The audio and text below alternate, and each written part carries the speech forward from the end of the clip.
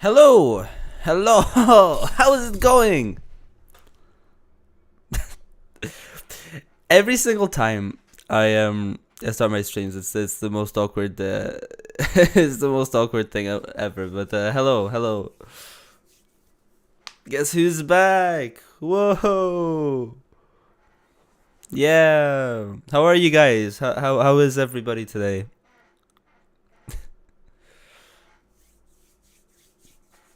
Uh, you might have noticed I changed my camera angle a little bit, and there have been a few other changes, stylistic changes that I would like to talk about. I thought would be quite cool.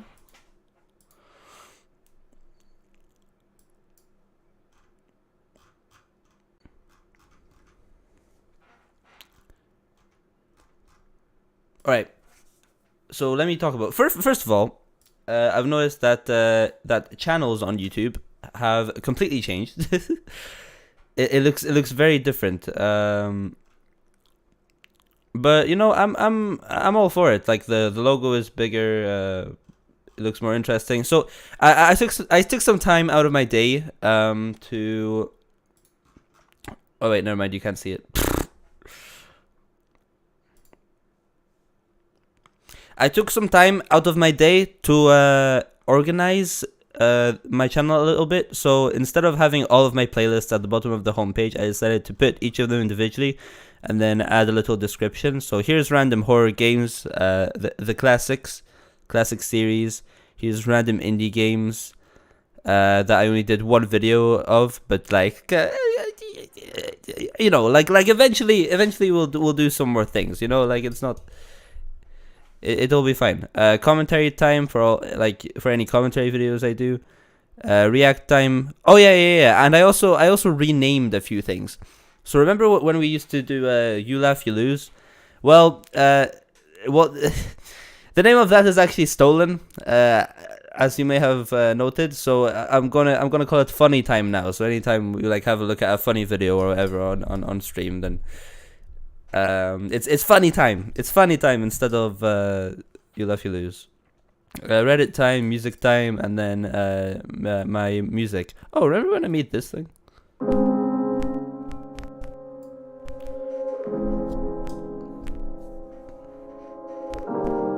What a banger! Wait.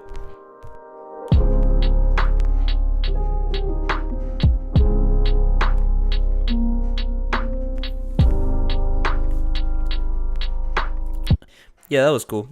I should make more music posted on the channel. I mean that's why I have a whole playlist for it because in the future I will want to do some like music related content. Just because I really enjoy it. Also, this video did weirdly like really well. But yeah, that's kind of what I do. And yeah. Also, you might have noticed I got a new mic. Because I thought it would be cool to have a mic that's a bit brighter. Because now there's a bit more room sound. But since it's a condenser microphone, it's an MXL 770. It sounds, I don't know, a bit. It's like bright, but also quite smooth, and I kind of like it. But you know, that's just me talking about mics. Like mics are some of my favorite thing in the world. So,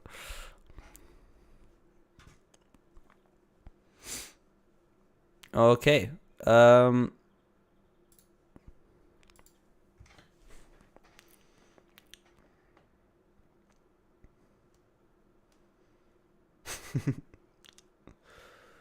Dude, I got so tilted in Overwatch yesterday.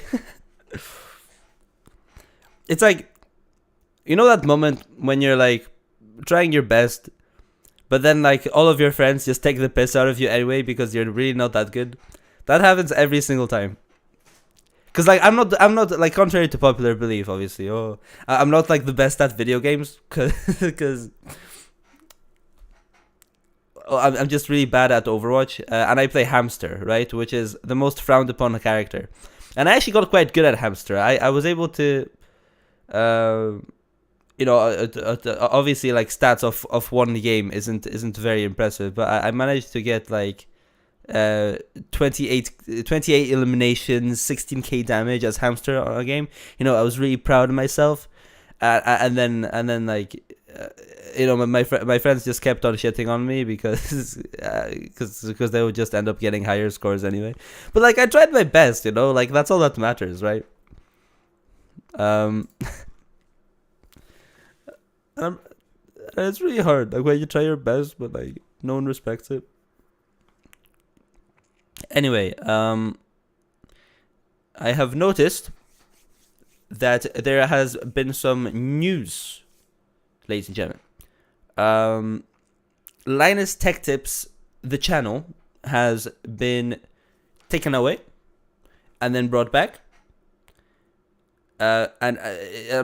Because it got hacked, right? So like there was a hack on the channel. It like you've probably seen this many times before. Like I've seen this a lot. Like on my homepage, it's like this. Usually like a Tesla live stream shows up, or like a live stream where they talk about crypto, and it's always something to do with Elon Musk, right? And on the live stream, it's like they stream a pre-recorded video, and on the video they have like a QR code or a link to a website, and then it's just a scam because like the QR code, like you see what I'm trying to say. The QR code leads to fake phishing website, and then it fishes you, and then it's like it tries to trick you that you're logging into, I don't know, Gmail or Facebook or like whatever, or maybe it's some like wacky giveaway website. Like I made a few videos about it before. But yeah, that basically happened to his channel. And that was not Pug. So let's watch the video from it. This is me racing out of bed for a front row seat to my life's work vanishing before my eyes. Linus Tech Tips, deleted. Tech Linked, toasted. Tech Quickie, gone. The good news is that if you're watching this, we're back online.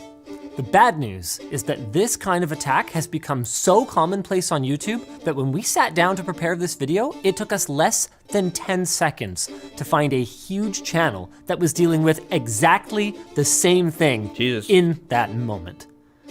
Let's talk then about the motive for these attacks. So dramatic. God damn. I mean, I know it's a big deal, but it's like, the bad thing is that this happens to a million channels around the world. Attacks. The process changes that we and YouTube need to make, and how we can all work together as a community to educate and protect each other from bad actors. Oh, and to tell you about our sponsor, Dbrand. Oh God, not Dbrand. Today, really? Oh, actually no, they've got something good. Stay tuned.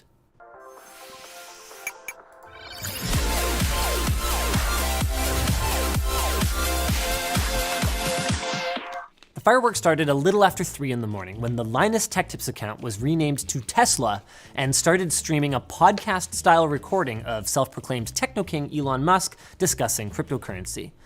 This in and of itself is not a scam, but the streams linked to a scam website that claimed that for every 1 Bitcoin you sent, they would return double. Every single time, dude. Also, anytime anybody tries to impersonate like Elon Musk on Twitter, it's the exact same thing. Send me 1 Bitcoin and I will send 2 Bitcoin back. Feeling generous. Like, it's always the same thing. Feeling generous. And complete with fake transaction records showing other users definitely getting huge payouts. Over the next couple of hours then, we sparred back and forth. First, I privated the streams, revoked the channel stream key, and attempted to reset the account credentials, only to realize, as I was investigating the source of the breach, that I had been completely outmaneuvered. They were back in, and the streams were live again. Oh god. Okay, so I log back in, nuke the stream again, and I go to, and they're up again. I like how they have live footage of him sitting naked at his computer. Like, he could have just described what happened. Like, he didn't have to use actual footage of him being naked, sitting there at the computer trying to fix it. But I mean, I guess it's more genuine that way. But that's pretty outrageous in my opinion. And now videos are being mass deleted from the channel. Over the next couple of hours, playing Login Whack-A-Mole, the Linus Tech Tips, TechLinked, and TechWiki accounts were each used to host these Elon Musk crypto streams until they were ultimately nuked by YouTube altogether for violating YouTube's terms of service. And I can almost feel your thoughts Elon Musk is irrelevant. I don't even understand why they keep doing this. through the screen right now. Linus, I'm joking, obviously. But like, come on, like what? truly, after all these lectures about two-factor authentication, don't you even protect your own accounts? Of course I do. But while strong passwords and multi-factor authentication are very powerful security measures that you should use, they're not impenetrable. First up, let's talk 2FA. Not all factors or additional authentication elements are equally secure. The most common second factor, SMS, can be compromised by simple social engineering targeted at your phone carrier.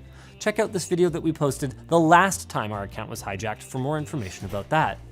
Another common factor, notification-based multi-factor, is susceptible to fatigue attacks, where a perpetrator will constantly try to log in, hoping that you'll assume, oh, it's probably someone from work, or even just click on the notification by accident. It's very problematic, and I'm looking at you, Google, since you can't disable this factor on Google accounts. Even time-based two-factor, like Google Authenticator or Authy, can be compromised, say if you were to accidentally set it up or access it from an infected device. In spite of all of these issues, Oh yeah, that makes sense. Yeah, I use Authy. That's why I was wondering about that one.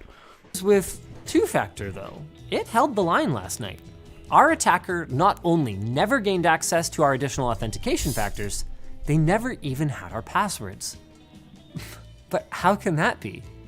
Well, as it turns out, they didn't need any of that, which is a big part of why it took me so long to clue in and stop the spread. I was so focused on the potential damage that could be done by someone who had commandeered my SMS messages or gained access to my Google Authenticator somehow, that I expended valuable time battening down the wrong hatches. If I had watched Theo Joe's recent video on the subject, or at least skimmed the comments, I could have probably stopped the bleeding in a matter of minutes. Shout out Theo Joe. But I didn't. This guy is goated. I've been watching him for ages. Like, he used to do these. You probably remember. You probably remember him because as a kid, he would always piss me off because he would make these like really like these fake tech videos that are like jokes, but it's not immediately obvious that they were jokes. So it would have been like, how to update your PS3 to PS4 or something like that, you know. And you know, obviously as a kid you think that's really cool, and then you click on it, like he shows something that looks legit, and then you try it, and then it's like, wait, why is this not working, you know? But then he switched to completely legit videos about tech, and I actually like this guy a lot. Like, his content is really good. Shout out to Theo Joe, obviously. So I got to be educated the hard way about a breed of attacks that bypass trivial things like passwords and 2FA entirely by targeting what's known as a session token. Now, many of you will know this already, and if you do, give yourself a cookie. But after you log into a website and your credentials have been validated, that site will provide your web browser with a session token. This allows your browser, and by extension you, to stay logged in when you restart your browser and go to access that site again. This isn't a bad thing, it's a good thing, because realistically, nobody wants to type in a password every time they want to post instant regret on the internet. But hold on a second. Instant regret? That cookie is stored locally on your device. How would someone else get it? Well, that's where we made a mistake. Someone on our team, and I'm not saying it was Colton, downloaded what appeared to be a sponsorship offer from a potential partner. It was an innocent enough mistake for the most part. The email came from a legitimate looking source, and it didn't raise any immediate red flags like being full of grammatical errors. So they extracted the contents, launched what appeared to be a PDF containing the terms of the deal, then, presumably when it didn't work, went about the rest of their day. What happened in the background took place over the course of just 30 seconds. The malware accessed all user data from both of their installed browsers, Chrome and Edge, including everything from locally saved passwords to cookies to browser preferences. I didn't even know that could happen. What? So you could download a PDF file and then all of a sudden, like all your accounts, giving them effectively an I did not know. exact copy of those browsers on the target machine that they could export, including, that's right, session tokens for every logged in website. No. Now, no one should unzip an email attachment. File extensions should always be double checked when you're executing anything, and any file that doesn't do what you expect should raise immediate red flags. But then, on the flip side, I can hardly blame a sales rep or a video editor or someone in accounting for not being up on the latest in cybercrime.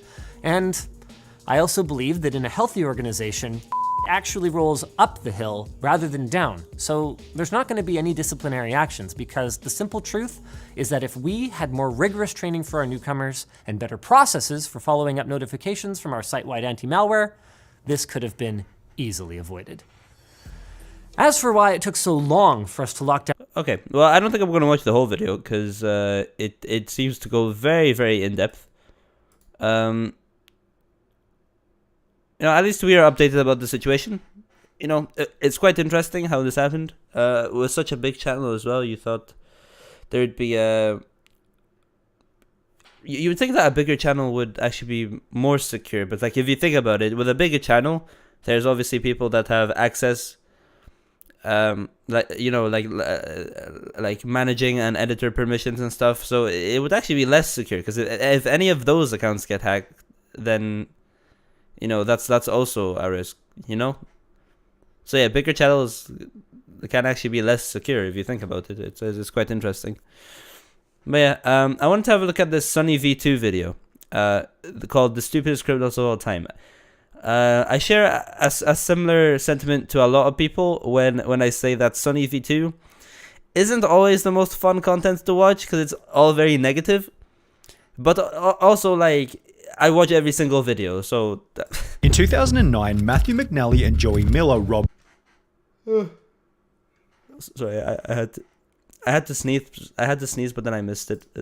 a home in Iowa using masks drawn onto their faces with permanent black marker. Wait, I wasn't listening. In 2009, Matthew McNally and Joey Miller robbed a home in Iowa using masks drawn onto their faces with permanent black marker. Whilst on the run, the two discovered that permanent black marker doesn't rub off easily, leading to their simple arrest and embarrassingly stupid mugshots. However, these two still look like geniuses in comparison to some of the other idiots we'll be talking about as we discuss the stupidest criminals of all time. Take for example MacArthur Wheeler, who robbed two banks in This video is gonna be funny. broad daylight, as he thought that pouring lemon juice on his face would make him invisible to cameras. When shown the bank surveillance footage, Wheeler refused to believe that he was visible, stating to officers, "But I wore the juice," believing that as long as he didn't come near a heat source, he should have been completely invisible. Police concluded the Wheeler was not crazy or on drugs, just incredibly mistaken, with the lemon juice mistake eventually costing Wheeler a 24.5-year prison sentence. Oh my However, God. if we're on the topic of terrible disguises, then we can't go past Dennis Hawkins, whose disguise as an old lady wasn't much better. His sweater accompanied fake boobs, a full beard, and fittingly clown pants, with this insanely recognizable outfit helping police to catch Hawkins only an hour after the robbery. The police chief for the area stated, "He would get my nomination for dumbest criminal, I think. You still have his black facial hair with a blondish wig. Definitely different." Different is also a good way to describe Patrick Maguire's Fair enough. disguise, who robbed an Illinois convenience store while covering his face with a clear plastic bag. He was only able to obtain $60 from the robbery. However, due to his extensive criminal history, he was sentenced to 15 years in prison for the stunt, meaning that he had to spend 1 year in prison for every $4 stolen from the store. Wait, was that like a court order? Like, hello, so we have decided that since you took $60, you will have to do 15 years because for every dollar, you know? Like, is that how they decided it? Talk about a bad return. Equally bad was Paul Sinclair's, who attempted to rob a bank in Florida by using his fingers curled up into a gun shape. The quote-unquote weapon was so non-threatening that the bank teller gave him only $120, after which he'd flee on foot before being caught. Wait. I want to. His fingers curled up into a gun shape. Players. I don't believe from it. The store. Talk about a bad return. Equally bad was Paul Sinclair's, who attempted to rob a bank in Florida by using his fingers curled up into a gun shape. The quote-unquote weapon was so non-threatening that the bank teller gave him only $120, after which he'd flee on foot before being caught by police only 10 minutes later.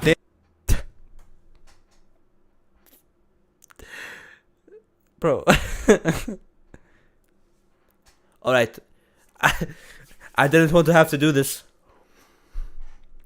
Give me the money. Give me the money. I've got a gun. I will shoot. I promise.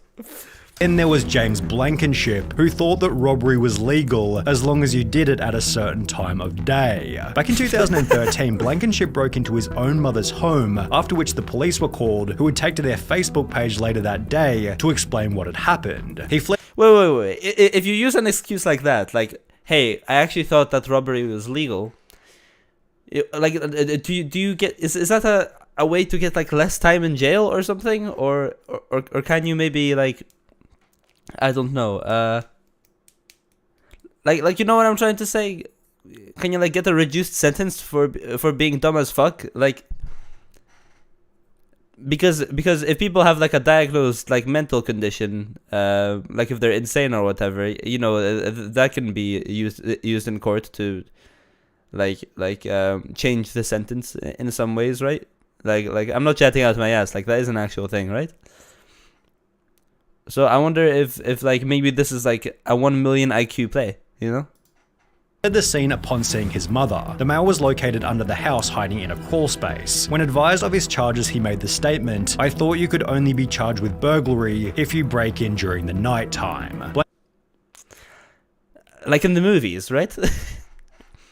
Yes, in the movies a lot of robberies are like during nighttime, but also like you can Blankenship was given 180 days in jail and ordered to pay a $100 fine, yet this wasn't the only time when a person was dumb enough to think that a law didn't apply to them. Because when Reuben Pavin was caught stealing from a charity thrift shop in New Hampshire, he'd state that he thought everything was free because of the name of the business, Finders Keepers. The sign did say Finders Keepers, so I took that DVD player, took it home. Pavin told the... I mean, to be fair, that's fair. Like, yeah. It was actually the business's fault. It was just a poor business choice to call it Finders Keepers, let's be honest. I mean, local TV station. A couple of weeks later, the stuff is still there on the porch, so I'm thinking to myself, Finders Keepers. They probably just put stuff out there for people to take. The business responded via Facebook stating, "This man who was caught on video is saying it is all a misunderstanding. He thought..." I don't know if you guys saw that. I'm sorry, that was a bit gross. "Everything at our store was free. Is that really the best defense you could come up with?" After which Pavin reportedly turned in the stolen goods to police, holding that he's not a bad person or a bad dad, and is rather just unbelievably stupid. But was he as dumb as Derek Mosley, who in 2013 attempted to rob a store named Discount Gun Sales by using a baseball bat? When Mosley allegedly barged into Discount Gun Sales and smashed a display counter with his baseball bat, the store manager simply pulled out his own personal firearm and pointed it straight at the would-be robber, holding Mosley in the store until he was arrested and charged with first degree. Everybody knows that if you're the owner of a gun shop, you can't actually have a gun. Like that is like... See this? The guy at the store was actually breaking the law. Because he was holding a gun. It's illegal to hold a gun. You can only sell the guns. Obviously, bro. Like, what? Who makes that mistake? A similar story then came out of Texas in July 2022 when a gun store was robbed at knife point, although this tale instead ended in a body bag as the robber was fatally shot by the store owner as he tried to exit with his loot. But what happens when you accidentally call 911 whilst committing a crime? Pocket dialing the police is probably a fairly common occurrence. However, for Carson Reinhardt and Nathan Tekla-Merriam, it happened at the most unfortunate moment, specifically while they were breaking into a car. The 1 in a million chances. The alert dispatcher soon realized that the call was an accidental one, and moreover that the guys on the other end might be up to no good. For the next 35 minutes, the dispatcher stayed on the line, listening and gathering information, as Teklemariam and Reinhardt did the following. Discovered a car that they thought they could burglarize, discussed how to break into the car, allegedly broke into the car, exclaimed in delight over finding narcotics in the car, became confused as to how and why a police car was. Wait, so who is getting the sentence in that situation? Because they broke into car, but then in the car there's drugs. So, I mean, surely the owner of the car would also get in trouble, right? But personally, if I was the owner of that car and I was like a huge drug user, then I would probably just let them have the car because I'd be spending a lot of time. Like, you know what I mean? Like that seems like a pretty goated situation for the burglars. Following them and reacted in disbelief when the arresting officer revealed. I like how I'm out here like pretending like I support crime. I don't support crime. I just think like I'm thinking about their intentions and like how like you know.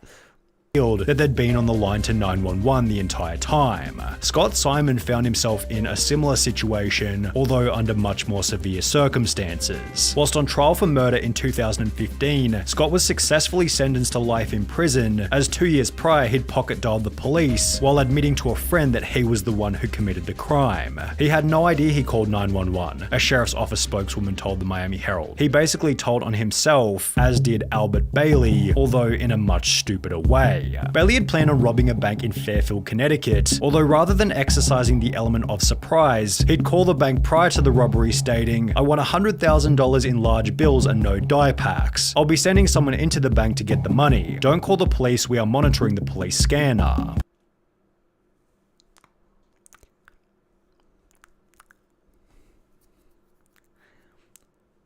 Don't call the police. We are monitoring the police scanner.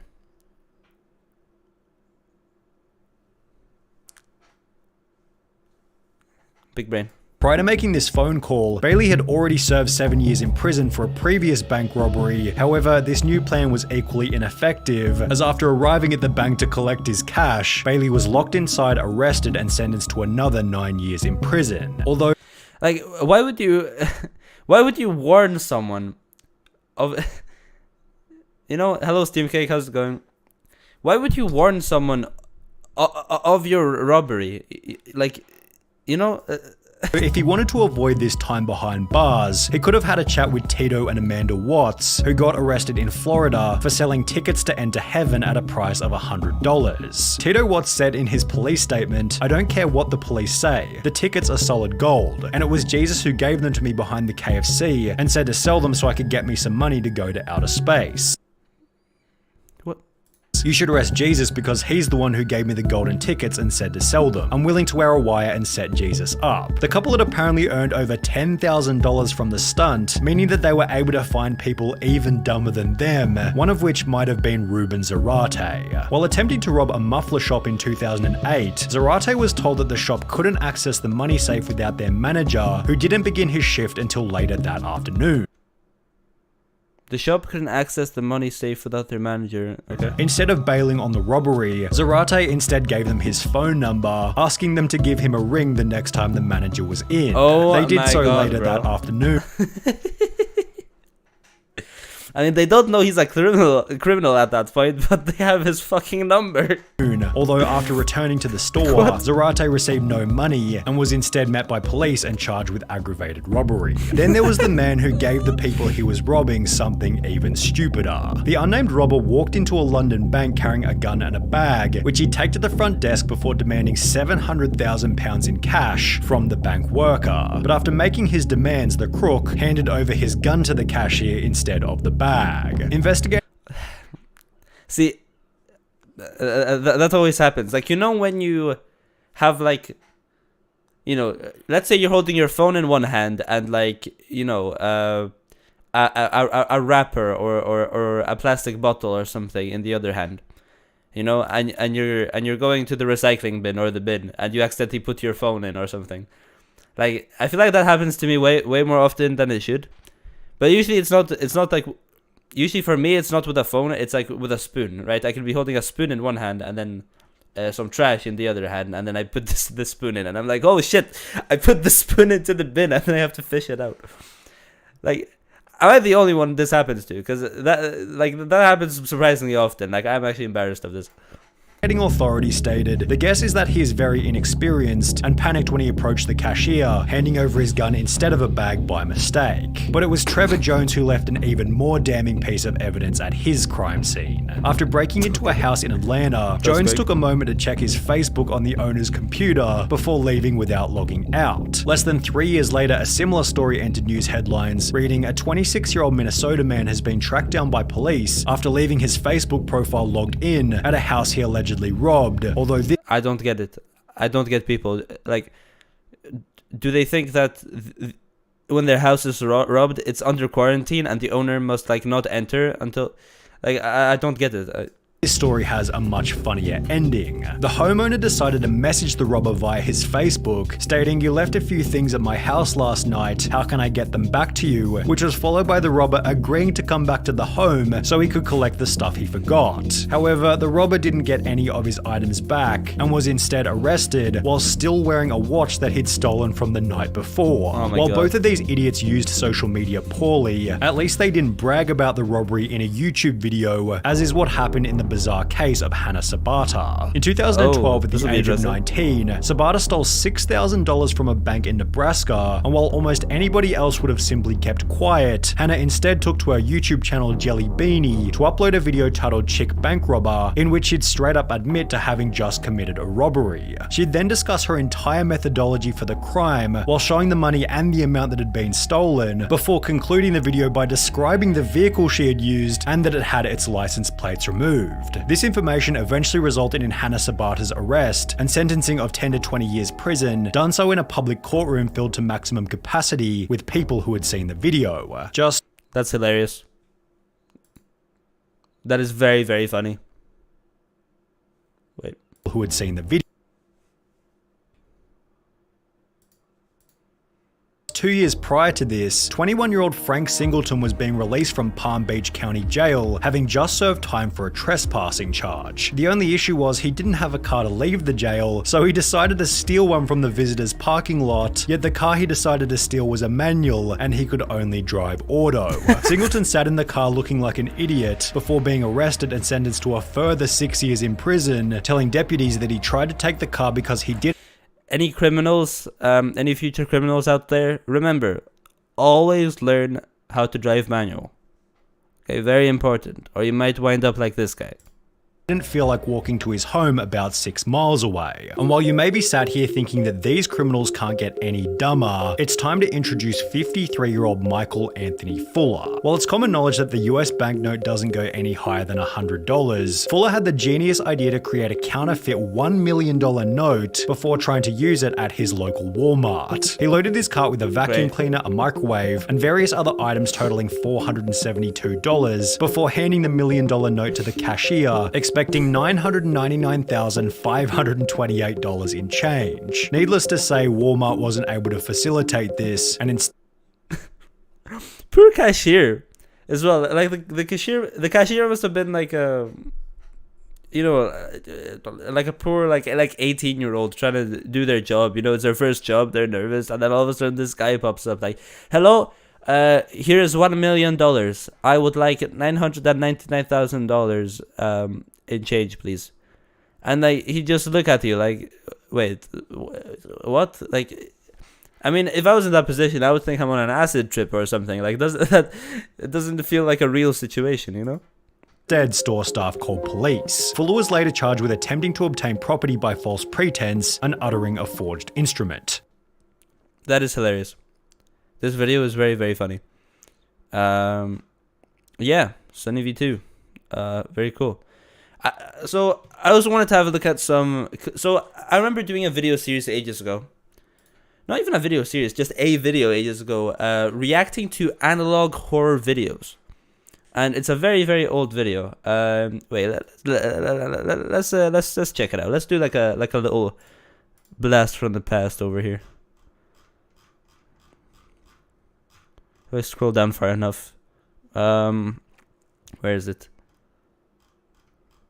This one. Looking at analog horror videos. Experience emotions beyond previous. Dude, this is during my like bandana period. I used to have a bandana on my head. Because my hair was very long and I thought this would be like an aesthetic way to organize my hair. And I just had to look at like analog horror videos. It was pretty fun. I had my old mic as well, like this like 20-pound mic that I got for as a gift from a friend.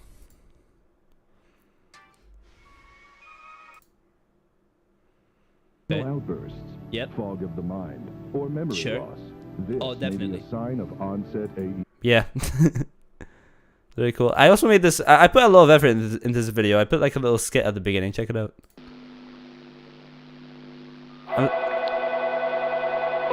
Hello, emergency service operator. By the way, I got my friends to like voice act these parts. Which service do you require? Police. Fire, police, or ambulance? Police. I'll just connect you now. Hello? Where are you calling from? I'll need your town, street, house number, or any other distinctive features around you. It's 9. My name is Pack of Grass. I'm at my house hiding in my wardrobe. Send help as soon as possible, please. Excuse me? Where are you calling from? Excuse me? Where are you calling from? Check it out. Excuse me? The Morse code, cause it's like I thought it'd be cool to have some like Morse code in there. So I made it say, I think like it's too late or I am not real or something. I can't remember what it was exactly. Hello? Are you still... Yo, Yeah, that was the skit. That was pretty goofy. And then I just, what's up, ladies and gentlemen? Analog horror is a phenomenon that has taken over. dude, I used to put in so much effort into my videos. I need to do that. I need to do that again. But yeah, that was awesome. Should I keep the trend? Should I do the same thing? Like, should I make a skit for this video?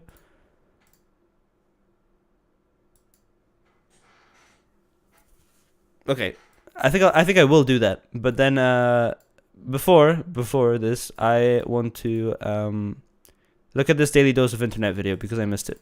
Hello everyone, this is your Daily Dose of Internet. This has to be one of the most evil ideas I've ever seen. This guy put AirPod stickers on the ground all around the city.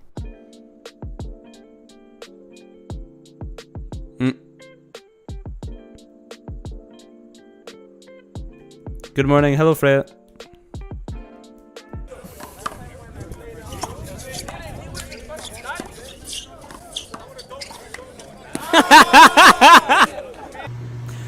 That guy sounds like me, what? That sounds like a young me laughing. Nah. That's crazy. Papa Murphy's. Oh, kinda. Don't do that. Kinda did already a little bit there. Oh, okay. I have never seen anything like this before, They didn't read it like the pizza, huh? but apparently this is pretty common. These people just landed in New Zealand and the flight attendant said that nobody was allowed to leave until they spray the plane with insecticides. New Zealand has very strict laws and they do not want foreign insects to be inside of their country. Damn. That's crazy.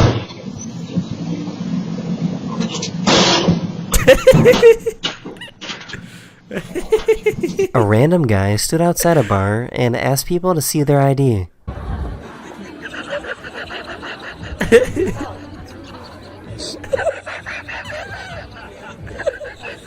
This dog picked the worst Dude. That's so smart. spot to go pee. I mean, to be fair, like every time I've been to a club, like you just see a guy there asking for your ID and you don't question it. So like, you just kind of roll with it. Like, oh yeah, here it is. I mean, it could be like a criminal. You could easily just take your ID and run off with it. But to be fair, I've never thought about that. Yeah, that's quite enlightening. If you fall, Oh, I'm so sorry, dang it. So sorry.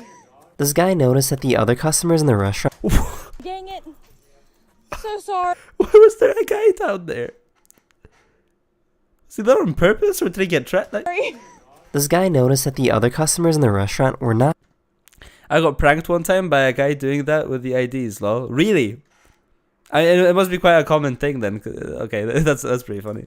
touching the plate of veggies and couldn't figure out why. Look at that. They leave the veggies right there. No way. Wait, I don't get it. Look at that. They leave the veggies right there. Were not. So sorry. This guy noticed that the other customers in the restaurant were not touching the plate of veggies and couldn't figure out why. Look at that. They leave the veggies right there.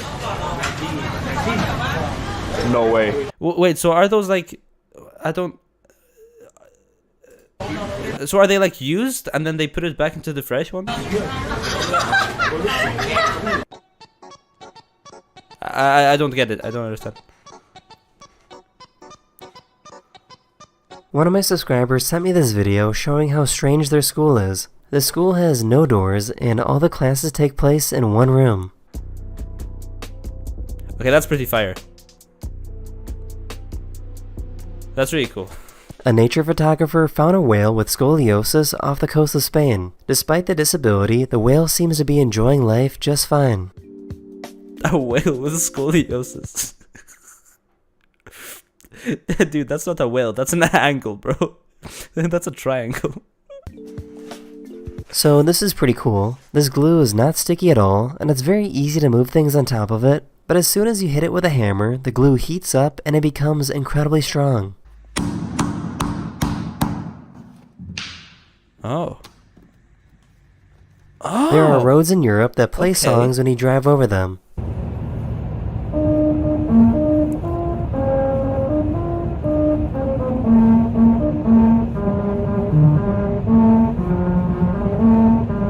I just found out that dogs can... I remember seeing a video about a similar thing in the US, but they fucked it up. I think there's a road in the US that if you drive over it, it's supposed to play like, I think it was a Mozart song or a Bach song or something.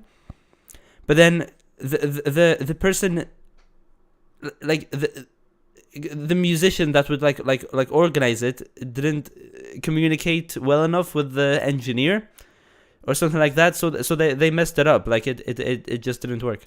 Experience grief just like humans can. This dog's brother recently passed away and has refused to eat anything for days. Dan, dude, you. Aww. Dan, come on, 3 days you haven't eaten. Aww. That is the end of this video. Hopefully you enjoyed listening to my very sick voice, and I'll see you guys again very, very soon. Later. Later. Damn, he's sick as well. Everyone's getting sick. Even I'm a bit sick. I don't know if you can hear it in my voice, but I'm still a little bit like snotty, I guess. But yeah, let's have a look at some of these. Let's have a look at. Whoa! Why can't I speak? Let's have a look at some of these analog horror videos. Cause I think this is the playlist that we always used, but let's scroll a bit lower.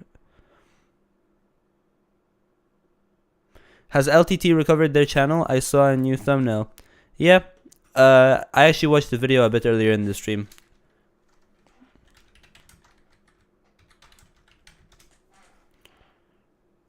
Like it's all fine now. They got their channel back. They had a temporary handle for a while because I saw Ludwig's video about it as well beforehand. Yeah, no, everything's back up. But yeah, I don't personally watch Linus Tech Tips. I'm not that smart. Yeah, let's. The stuff here at the bottom of the list I thought looked quite interesting, so let's maybe have a look. Should I do like an intro? That could be cool. For one point, they had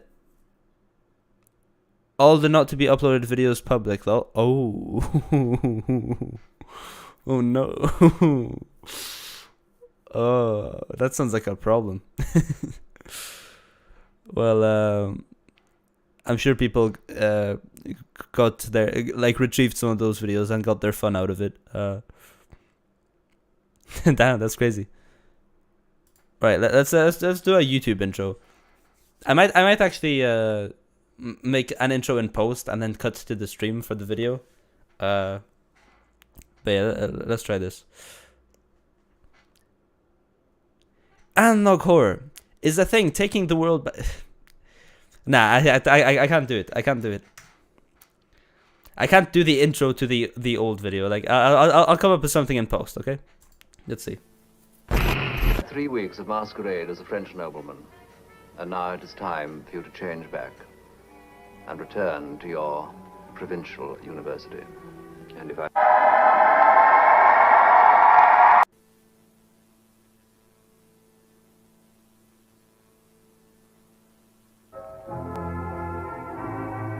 You will be shown images of human faces to test your recognition of uncanniness in them. Sounds easy enough. We can hear you. Okay. Not normal. Normal. Normal. What? Not normal. Eyes too big.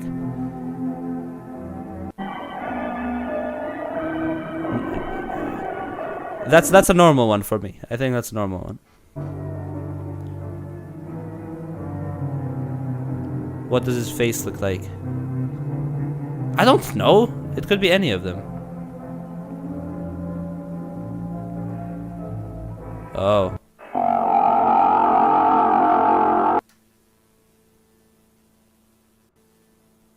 Okay. Normal. Oh.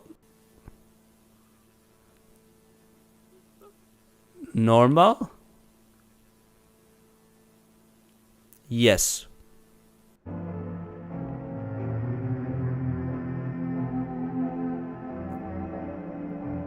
Okay, I think we're doing good so far.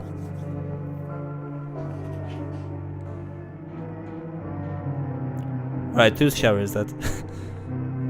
Oh!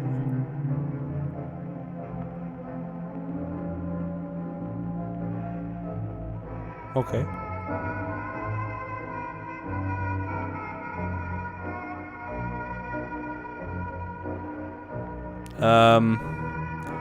Probably second one. I'm going to be on... Oh, okay.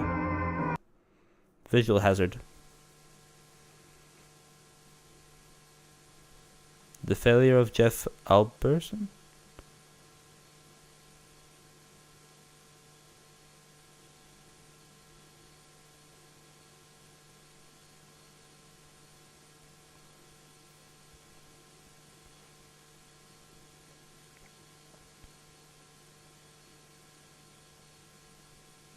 Oh my god. Someone draw those or? Alright.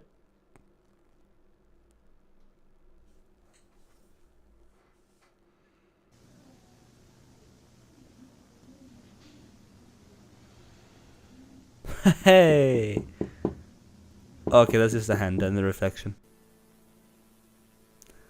Hey, buddy! What's up?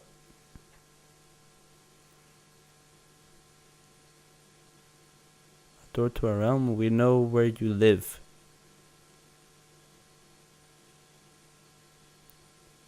Well, that's obviously a guy just chilling.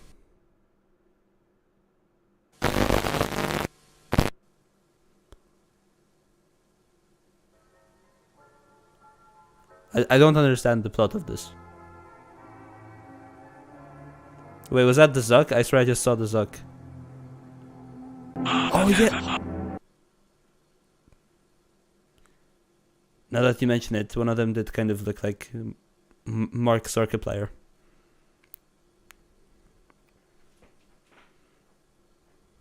I forgot his name. Zuckerberg, there you go.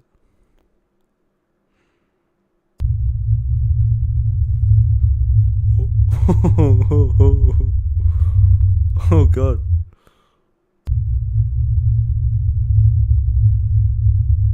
That's terrifying. Oh god.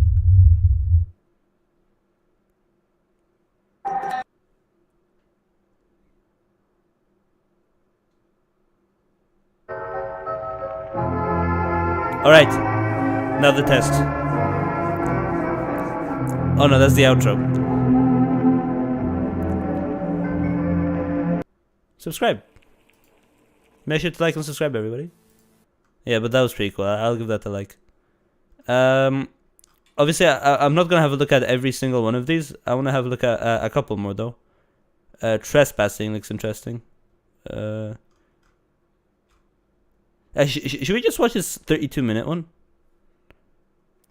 Can't lie, I like the music. The music was low key a vibe. Like when it was playing. It reminded me of like Fallout New Vegas music, and I really like that game. At least the music in it. I also like the game. I was thinking of replaying the game again because I never finished it. But yeah, let's have a look at this. This looks interesting. Might be a cool story to this one. I will read it out. Vita Carnis Living Meat Research Documentary, full footage. Let's have a look.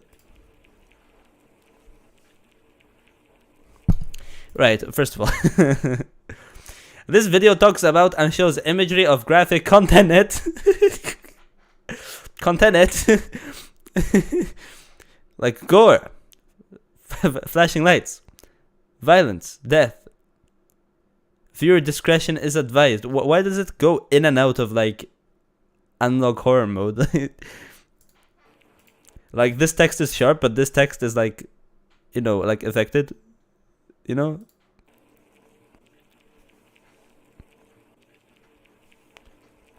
Classified material. Federal provides severe civil and criminal penalties for the unauthorized viewing of this footage. Any reproduction, redistribution, or display of this video is prohibited. The possession of this footage may lead to into investigation and detention. If released from custody, the apprehended will face a penalty of $500,000. I love watching your content, bro. Your content is so good. Thank you, Freya. I appreciate it. Okay, let's get serious. On planet Earth, life has thrived for millions of years. Creatures big and small have found ways to adapt and evolve to flourish in all types of environments. Can they flourish From in your barren environment? wastes to lush forests, life can be found. Earth has homed these creatures since the dawn of life itself.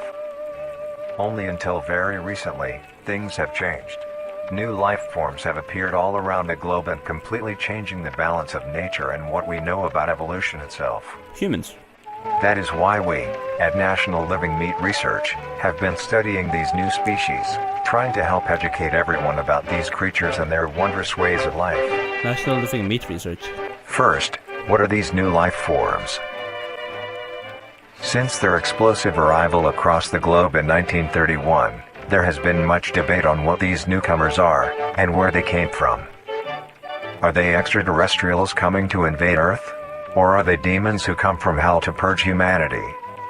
From what our scientists have discovered, no. The origins of these creatures are solely to Earth, miraculously out of nowhere. We don't know why or how, but one thing is for certain, Earth is now their home. What these creatures are is mysterious and still not well known today. But here is what we do know. These creatures are comprised mainly of muscle tissue, organs, and bones. They greatly resemble animals with no skin, or store-bought meat. Because of these characteristics, they have been named accordingly as Vita Carnis. The Carnis species consume decaying, organic matter, but their main diet is composed of raw meat, not including their Carnis relatives. The Carnis only appear in places where there is an abundance of crawl, which leads to the first creature of the Carnis species, the crawl.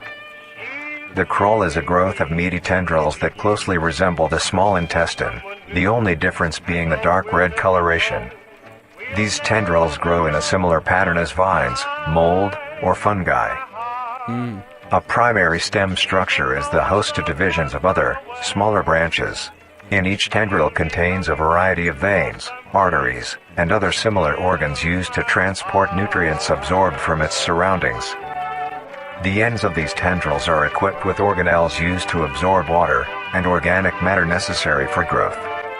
The source of these organic materials is mainly found in dirt and soil on surrounding surfaces. Using its root-like tendrils, it absorbs the material and processes it into usable energy.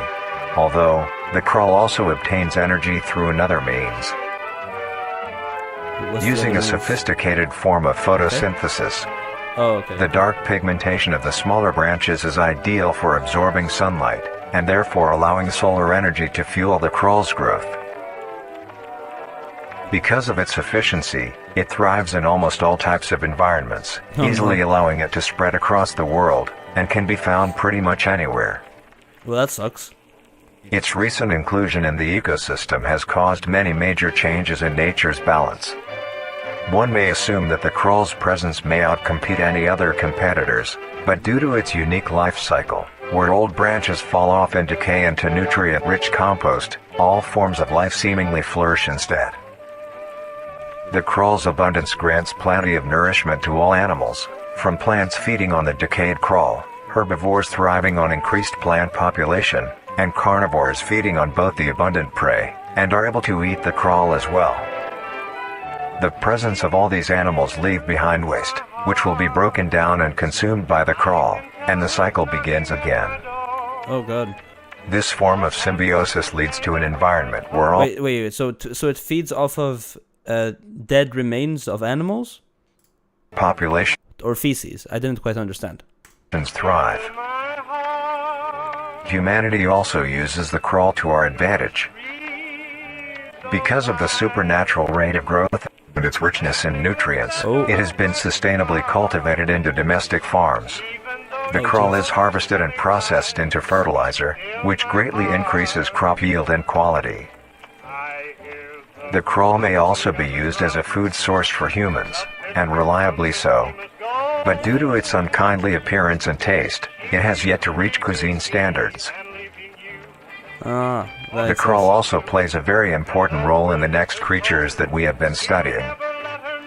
Sometimes, in a crawl-populated environment, a node of meat may develop on one of the branches. This node will fall off and grow into a functioning organism, and go to live on as an independent animal. This leads us to the upcoming species that we will be discussing. The first of these creatures are the trimmings. The trimmings. Trimmings are small animals that resemble skinned raccoons. Oh my god. What in the Kentucky Fried Fog have I came back to? It's an analog horror video about a plant and how animals come from the plant, and then it looks like this. That's all I can explain it as. They are commonly known to have a plump body, round head, small eyes, nose and ear holes, and an agape mouth. They are also equipped with a diversity of limbs. All individual trimmings are unique, each with a different body shape, number of limbs, and other characteristics. It's like a snowflake. One thing they all share in is common is that they are made mostly of meat tissue, and are a maximum of 20 centimeters in length, no larger than a basketball. Okay, so it's not too Its bad. life starts with its Wait, can I just point out, what the fuck no is wrong with this human silhouette? Are human arms actually that long? Wait. I just want to confirm this real quick, give me a sec.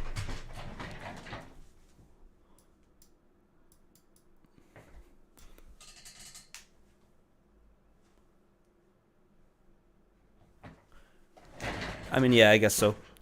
It just looks weirdly unnatural. Like, it didn't look real for a second, okay? Wait, let me... how did I have it? It was like... Okay. larger than a basketball. Its life starts with its separation from the crawl. It will wander to find anything that is edible and able to consume. Although it is an omnivore, Being able to hunt meat and forage for plant matter, trimmings are almost entirely scavengers. Their diet consists of rotting plants and meat, including, but not limited to, fruits, vegetables, roots, seeds, insects, vegetables.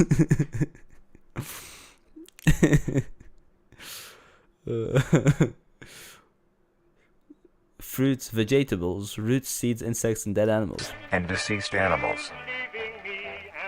Although its appearance is unsightly, it is a cowardly creature, only fleeing, screeching, and hiding when threatened. Because of its lack of defensive traits, it lies near the bottom of the food chain, making it easily overpowered and picked off very regularly by predators. Naturally, its population would eventually die out, but this is not the case. Okay. The crawl constantly produces a large Okay. quantity of trimming nodes, keeping up their Again? numbers. Naturally, trimmings can be found wherever there is abundant crawl. Trimmings grow at a decent pace, reaching maturity at around 7 months, having a maximum lifespan of 2 to 4 years. Although they are plentiful, humanity has no proper way to implement trimmings into society. Their overabundance has even considered them pests, due to them digging through trash bins and making excessive noise at night.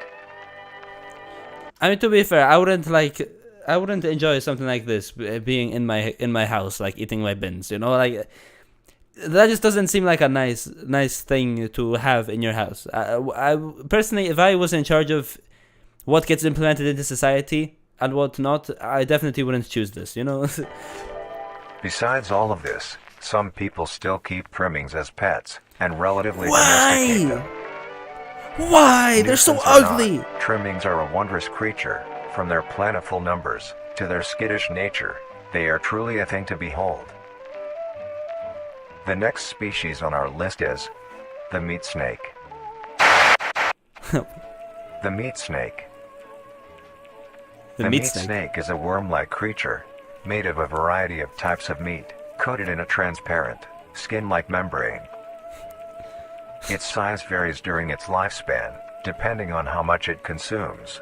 When it first separates from the crawl, it is only a few centimeters in length. Eventually, Then, it will reach an average length of 5 meters. damn. that's a really long meat snake. Although, under extreme conditions, like natural disasters, war, or plague, it can greatly surpass this length. The meat snake's diet Damn. it gets longer. wait. greatly It gets longer during natural disasters, war, and plague, huh? Seems quite unusual for a meat snake, but I'll keep my mouth shut. surpass this length. The meat snake's diet consists entirely of dead animals or parts. A meat snake is incapable of consuming a healthy, living organism. The meat snake allocates its food by using a tongue-like organ covered in sensors to touch and feel its environment. The sensors catch particles of decaying meat, notifying the meat snake that there is food nearby. This process shares many similarities to regular snakes, hence the meat snake's name. Once it locates the corpse, the meat snake will open its jaw and swallow the entire body whole. Once the entire body is consumed, the meat snake's stomach will release a variety of chemicals. Some will break down soft tissue like skin and the connection points between muscles. Others chemicals will then ferment and preserve the tissue to keep it from breaking down for as long as possible. After that, the remaining flesh and bones will move along the meat snake's tract and slowly be implemented into its own structure, extending the meat snake. Unsatisfactory parts like skulls, pelvises, hair, and fingernails will be excreted. Speaking of Why pelvises in particular? Like, isn't the pelvis just like any other bone? skulls, the meat snake will take the skull from the consumed organism and use it as its own. Each meat snake has its own that's skull, each corresponding to what that one has consumed. Oh, that's cool. During its lifespan, it will swap or replace these skulls if needed. A meat snake's lifespan depends entirely on how much a meat snake consumes. The longest one has lived for was 28 years.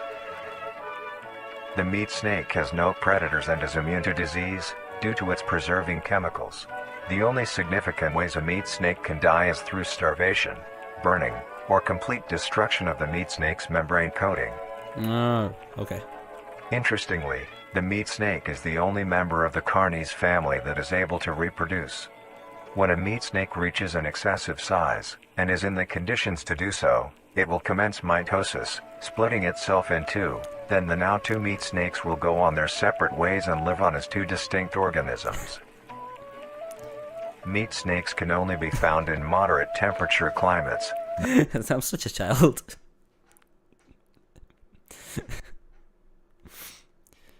The two mitosis will occur, and the two meat snakes, and the one meat snake will become two separate meat snakes. I can't. I'm sorry. Not too hot, not too cold. Their population depends entirely on the amount of corpses available. Where there is death, there are meat snakes. Humanity will use them to our advantage. Meat snakes are a very efficient and clean way of disposing of any meat products. The preserving fluid within the meat snake's body disinfects the carrion, preventing the spread of disease. It seems useful then, right? Humans use meat snakes in butcher shops as a waste bin, dispose roadkill, within war on the battlefield to dispose of festering bodies and parts, and within zoos to dispose of deceased animals. Oh. They are extremely tame, not caring if any creature is around them, only acting defensively when it is within consuming a meal. This means they are very easy to tame. But then what happens when they evolve to, maybe not to be so tame? You know what I mean? Seems like a slippery situation. Overall, meat snakes are a marvelous creature with a very interesting way of sustaining itself. It is an amazing experience to encounter one, as long as you don't mind the smell. Okay. Our next creature is the mimic. The mimic. Oh, great. The mimic is a bipedal creature with uncanny similarities to humanoid anatomy. They greatly resemble humans without skin, with added exaggerated features. Are they also safe? These features include extended finger length, longer limbs, bulging, empty eyes, and their most prominent feature, a wide, teeth-filled smile. Although it resembles a happy face, this is due to coincidence, and is only how their facial structure is shaped. Oh. The maw of the mimic contains much more teeth than humans, and their teeth is comprised almost entirely of incisors, with some canine and premolars in the back.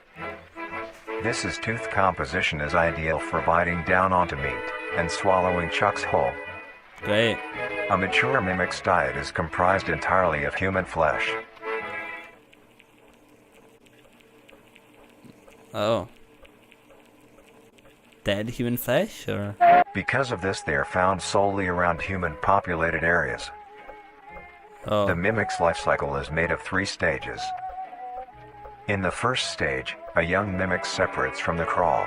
They closely resemble their trimming relatives, but are thin, sleek, and only have 4 appendages. In this stage, the young mimic will hunt small animals, moving on to larger and larger as they grow. Once large enough, it will begin metamorphosis into the next stage of life. Once fully transformed, it will resemble the description mentioned in the beginning. Its hunting style changes and becomes much more complicated. It now stalks and feeds only on humans. It will locate human-populated area and begin its search for an easy target. To blend in, it may use objects to conceal itself. These include clothing, mannequins, and furniture. Once a target has been found, the mimic will observe its prey and learn its routine and when it is most vulnerable. This is typically when the human is asleep at night. Oh no. Once the prey is within position, the mimic will advance silently until it is close enough. The mimic will then execute and immediately begin consumption. Once the mimic has had its fill, it will leave the scene, a fair distance away from the human population, and begin to digest its meal. Although, in the case Oh, wait. Begin to digest. Stationary mimic found outside of town, presumably digesting last night's meal. Photographed by Spite of Artemis. Artemis? Great. Digest its meal. Wow. Although, in the case that a human is awake, a mimic will use a variety of sounds to either lure or startle prey into cornering themselves. I hate that. Once a human is in place, it will swiftly attack and kill the helpless target.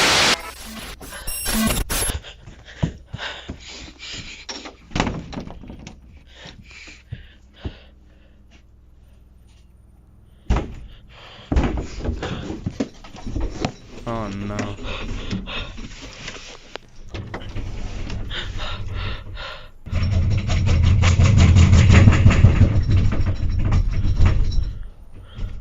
Oh.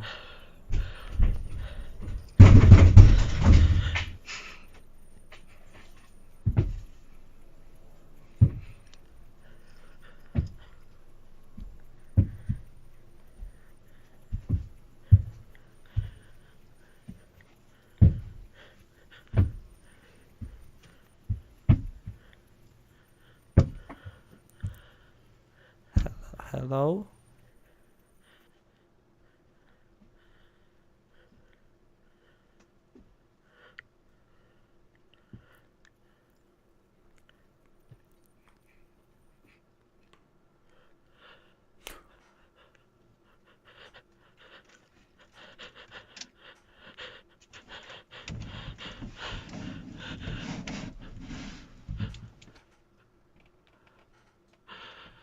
Oh no. Oh god! The next stage of the mimic's life cycle has two potential morphs it may develop into. If a mimic has a consistent supply of food, it will develop more human-like features. It will grow skin, hair, and by the end will look nearly identical to a human being. I hate that. I hate that so much. Oh, dude. It now can blend entirely into civilization and lure other humans more effectively. How do they know this? The second type of morph happens when a mimic receives an overabundance of food. It will grow into a larger, more evolved hunter. Its proportions will increase in length, and its humanoid features will fade away. It grows a thick, dark coating of a flexible skin, which is highly durable, and increases in strength the more the elder mimic consumes. Oh god. This excludes the face, which is now coated in a pale pink skin. The mimic's teeth have also moved deeper into the mimic's throat, leaving its mouth a toothless grin. It uses the dark hue of its skin to hide seamlessly within a dark environment. Its skills have also been heightened. This makes an elder mimic one of the most efficient predators on the planet. Because of the obvious threat this poses on humanity, nations around the world have released instructions on how to be able to fend for yourself in a mimic encounter. Here are the instructions. 1. Avoid going out alone if your location is known to have mimics, or there have been mimic sightings. 2. It's gonna be 2, give up. If you encounter a stationary mimic, Give up. seemingly unfazed by your presence, quietly leave the location and alert your local authorities. Fair enough. 3. Give up. If pursued by a mimic, Give get up. yourself into a position where you are able to flee. Oh, okay. Mimics will rarely attack if a person has a clear escape route. 4. Give up. In the event that you have been cornered by a mimic, Give up. roll into the fetal position, Oh. protecting your neck, face, and vital organs from attack. Make as much noise as you can to alert any other people. 5. If you have a weapon, do not use it. A mimic is fairly resilient, and any strikes or shots on a mimic is not effective enough to bring it down in time. Instead, use it as a barrier between you and the mimic to block any attacks. Okay, okay. 6. In a situation where a mimic is hunting in the immediate area, and is not aware of your position, hide somewhere low, like under a bed or behind other furniture. A mimic will not linger too long to search for prey, and will move on. Be safe, and avoid any encounters with a mimic at all costs. Honestly, I thought it was gonna be some like cursed instructions where it's like, number 3, if a mimic encounters you, give up, die. You know? Next up, I've seen stuff like that before, but like, no, this is original. This is great. the Harvester. The Harvester. Dude, this is actually so cool. I'm upset this is only 32 minutes. I would honestly want to watch like a whole like 1 hour thing about this. Like, this is really, really good. Harvester is a large, bulbous mass with a large amount of tendrils spreading from the base. The bulb measures around 3 meters in height and 2 meters in diameter. The tendrils, on the other hand, can extend up to 150 meters in diameter horizontally. Oh god. The harvester is a specialized form of crawl that grows in a unique and deadly way. A harvester is created when a node that will grow into a harvester, instead of separating, continues to grow. Eventually, it will grow tendrils of its own. It uses the energy provided by its mother branch and expands its reach further. Its tendrils, hidden just below the surface of the ground. The harvester is equipped with 2 types of specialized tendrils. The first type is bulky and flat. They lie the closest to the surface.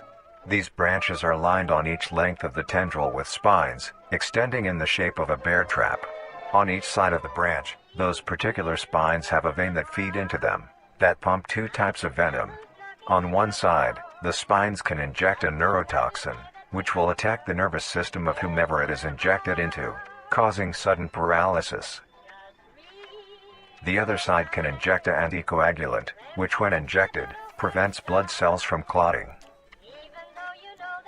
Whenever a large animal moves across the area armed with these tendrils, the branches will clamp onto the animal and thrash violently.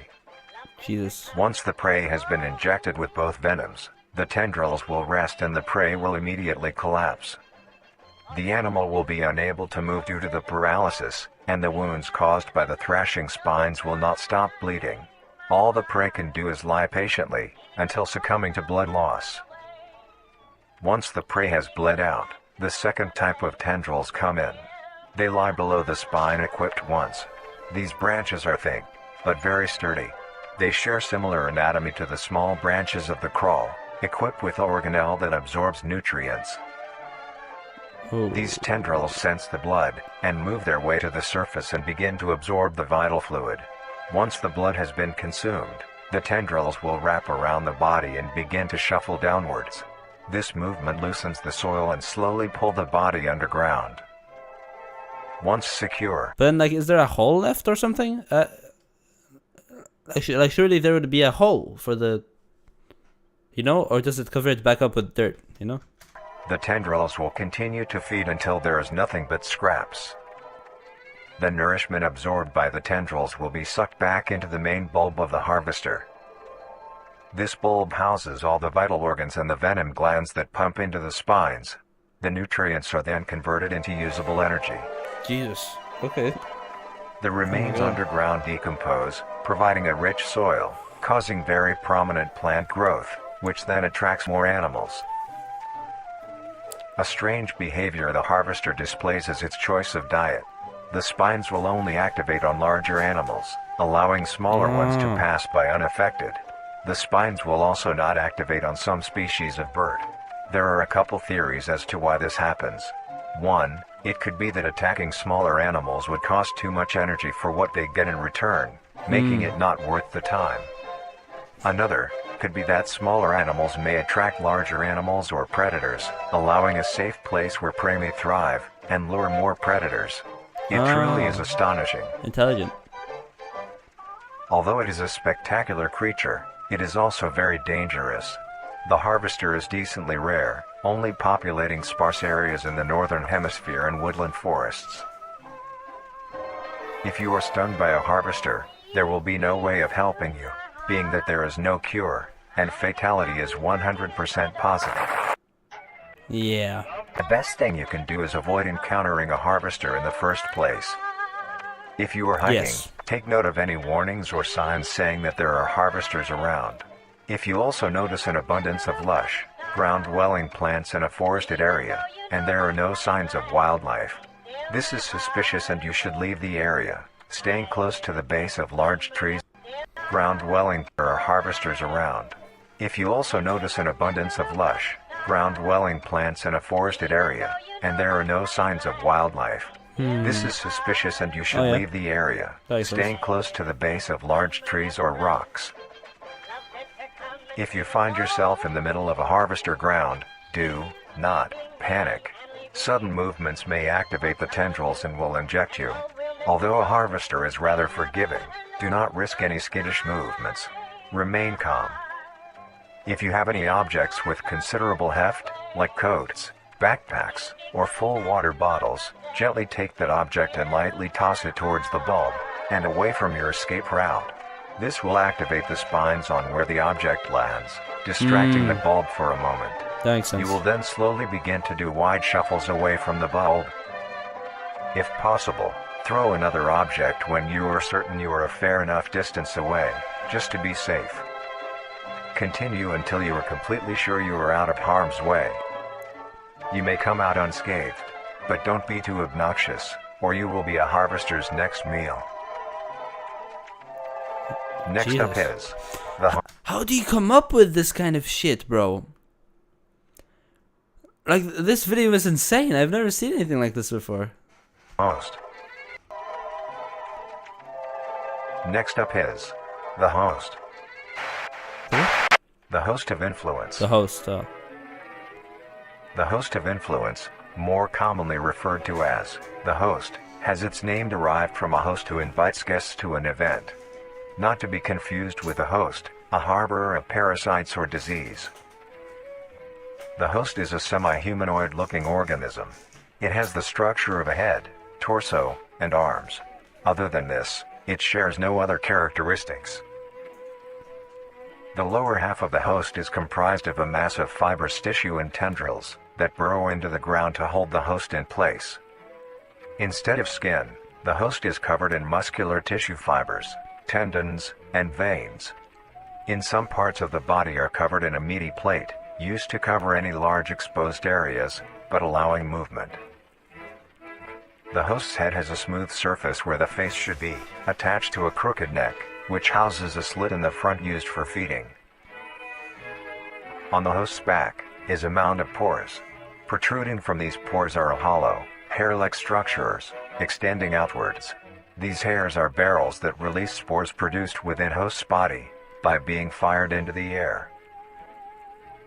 These spores are hazardous, so keep clear of them at all costs. Luckily, the host is rare, only found in North America. That's good. Obtaining info about the host is a very risky and daunting task. This is because of their rarity and of how dangerous it is to be up close to one.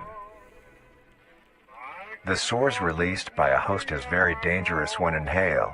A host will release a cloud of spores into the air, which will be picked up by wind and carried great distances. If an organism inhales the spores, the particles will find their way into the organism's brain and infect them. No. An infected organism will show no symptoms of infection right away, but a couple hours after infection the infected organism's behavior and thought process will change.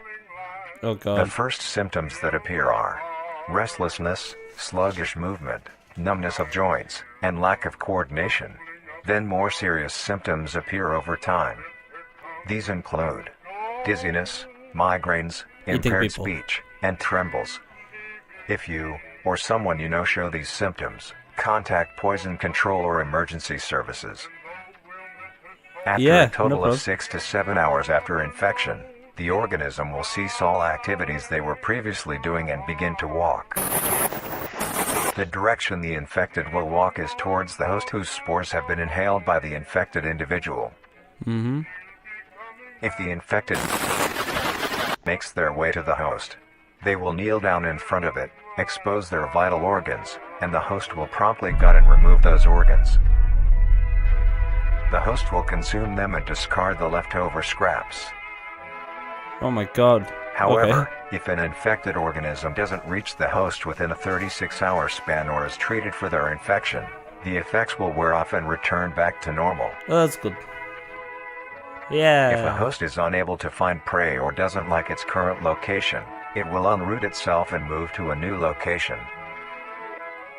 Their scarce numbers and the hazard of being around one makes getting info about the host very daunting. Only known photos of a living host. All you need to currently know is that the host is extremely dangerous and should be avoided at all costs. Whoa. Next, the monoliths. The monoliths. The monolith is a very new creature, only showing up in June of 1972, in the area of. There are only 7 monoliths, all of them located in a circular position, 1.5 kilometers in diameter. This of them. There are only 7 monoliths, all of them located in a circular position, 1.5 kilometers in diameter. This ring of monoliths surrounds. The monolith is a Titanic-sized being, measuring roughly 120 meters in height. Oh. Each monolith has 2 trunk legs that are firmly embedded underground. The legs connect to a torso. The creature itself is made of hundreds of thousands of meaty strands, tightly woven together to form the structure.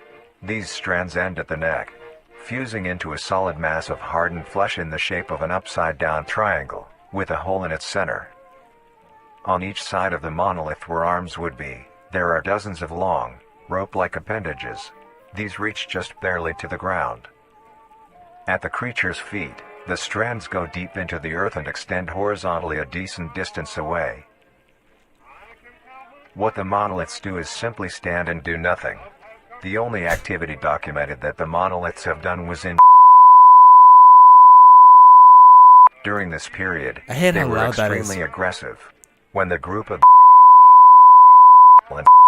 were making their way to the city, the monolith that they had passes roared a deep bellow and swung its appendages at the team, completely wiping them out. When military vehicles were dispatched, once they got close enough to top the monolith, it roared another call, this time releasing an EMP blast, completely knocking the vehicles out in the vicinity. Finally, long-distance rockets were fired and struck the creature. That's probably a bad idea.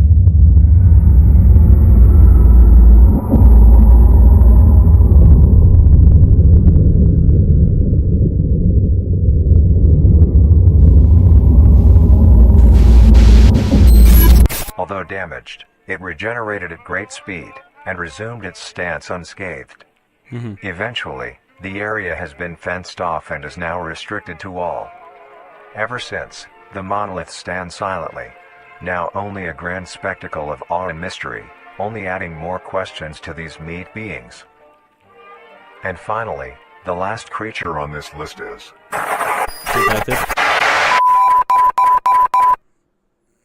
The Singularity is an orb comprised of a dark-colored mineral with hints of luminous colors within its core. The Singularity is estimated to be 1 meter in diameter. The orb has several unique qualities that are not well understood. The Singularity typically can be found suspended in air by an unseen force. There are also a variety of reading that have been documented coming from the orb itself. Various things like magnetic fields, energy signatures, and other pattern-like signals released by the Singularity. The population of these creatures is unknown. Almost all info about the Singularity is hidden or confiscated by officials. We were only able to receive one classified document about the Singularity being held by.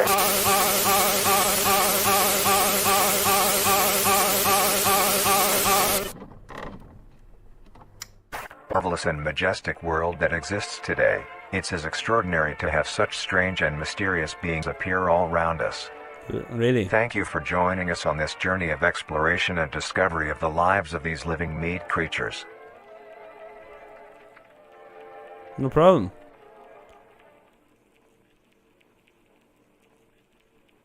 Wow. I want to see more. I want to see a movie about this. What?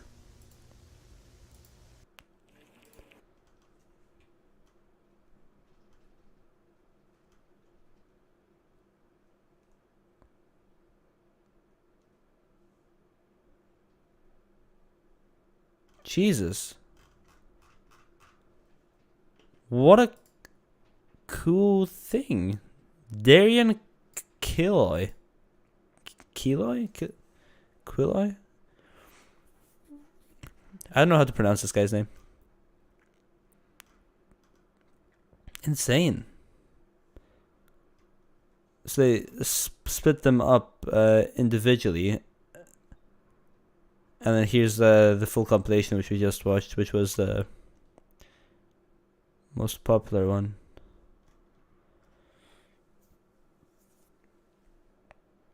There's one from 3 weeks ago. 3-minute song. The Vita Carnus as well.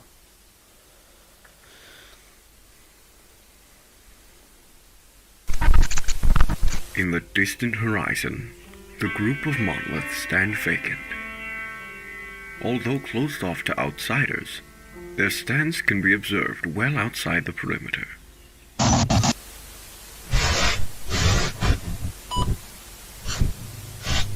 It is known to have hundreds of thousands of fibers that weave themselves deep underground, all connected in a grand mycelial network. You might be confused as to why you received this package. This was left to you because we share a common goal. I'm aware that you studied Carnus and researched their properties. I'm also aware that you have received backlash for doing so. Something isn't as it seems, and you know this too. Unexplained phenomena, countless casualties, missing persons, fatalities, and yet no proper action, and a notable silence about these affairs. It sounds I'm like... afraid and confused. Why is nothing being done? Because they don't want us to know. We've been kept in the dark, while those above us slither amidst the blind. They have slowly been numbing our minds to their schemes, but they've made one crucial error. Trails, crumbs, traces of information. I've collected these pieces and found their loose ends.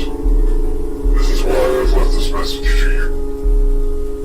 The documents included with this tip is all the information that I have gathered. Every continuity, every cover-up, every clue that I can find, they all lead here.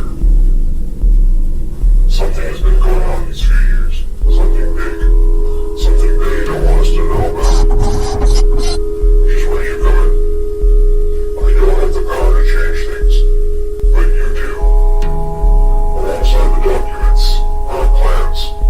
Plans for a meeting, one of great importance. You have the resources. With this information I have provided to you, I hope you can put a stop to all the scandals. I just hope it isn't too late.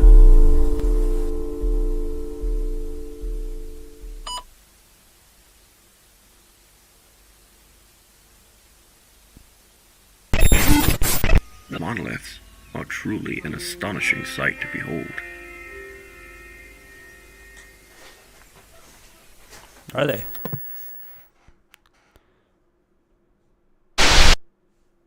Oh.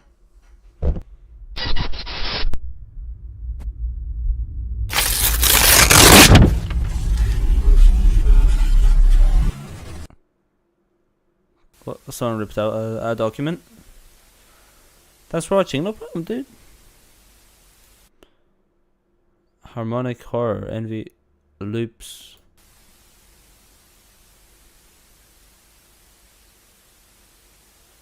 This guy is crazy. And this whole world is like really interesting. I wonder if anybody has done like a breakdown or a theory about all this.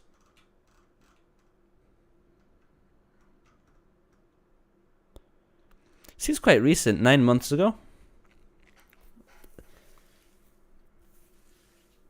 For the full footage. 11 months ago since the first video. Insane. Wow. Well, that was fun. I wanted to check out a horror game. That's what I wanted to do. Because there's a game that a viewer recommended. Wait, I just realized something. Is my backlight compensation on for some reason? No? I think my camera just looks really weird. Give me a sec. Maybe...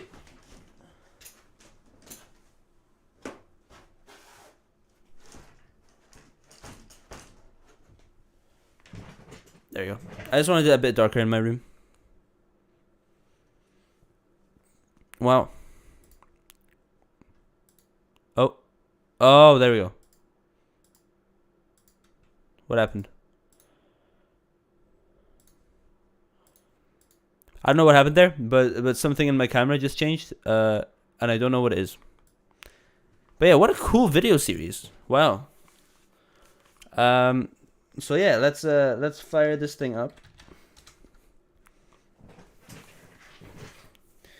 By the way, I keep doing this because my mic is like in the way of me, kind of. Kind of have to peek around sometimes to look at what I'm typing on the keyboard. I haven't fully mastered touch typing yet. Wait, what? Resident Evil 4 is out?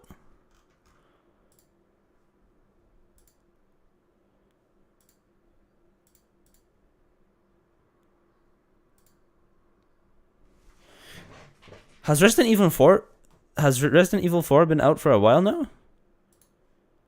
No, it just came out today.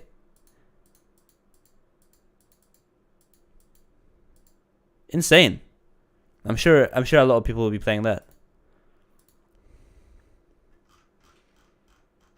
Wow. Cool. Well, I wanted to play a game called Golgotha. As you can see, I've been playing a lot of Hogwarts Legacy and CS recently and stuff.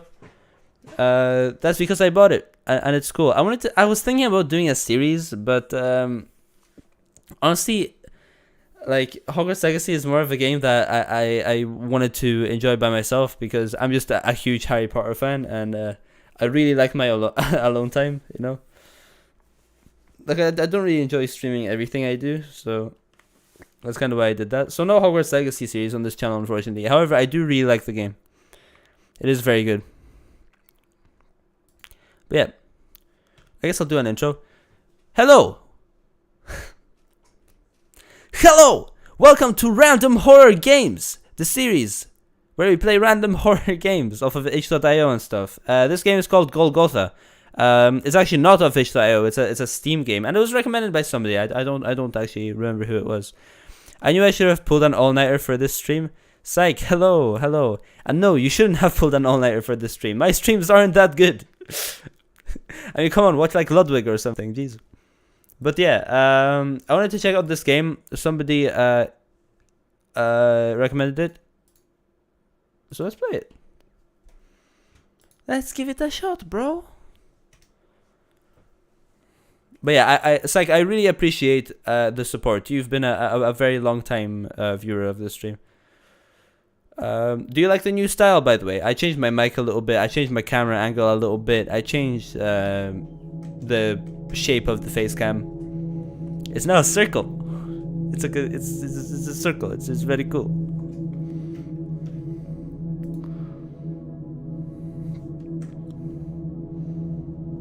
Wait. Is it gonna capture it? Cory X Kenshin webcam? Almost.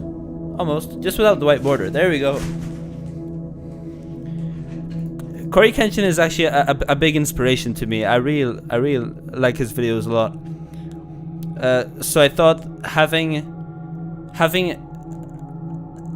it might sound cringy, but having a webcam shape that's like half Cory Kenshin and half like streamer would be quite neat, because all streamers just have like the square face cam without any effects on it.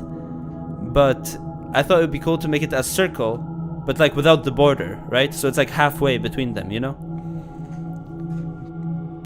Very original. No. But yeah, this game is called Golgotha, and VSync enabled, sure, why not? I mean, let's hop in. It looks like it slaps. Yeah, it should be fine. Play a new game. Oh, reading. In 1942, Blackwater Station was over. wait. Let's get into the atmosphere a bit more. In 1942, Blackwater Station was overcome by a toxic and poisonous fog that killed thousands of people as they slept in the tunnels and platforms of the station to escape the war. After the horrific ordeal, the authorities closed the doors to Blackwaters and sealed it off to the public. In 2003, the station was officially reopened to the public.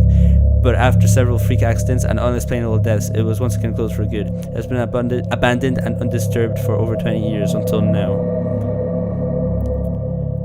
A poisonous fog killed a bunch of people in a train station.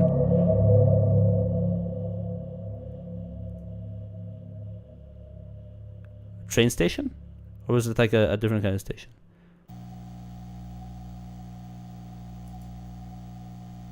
Okay. And now the station has been reopened. Very cool.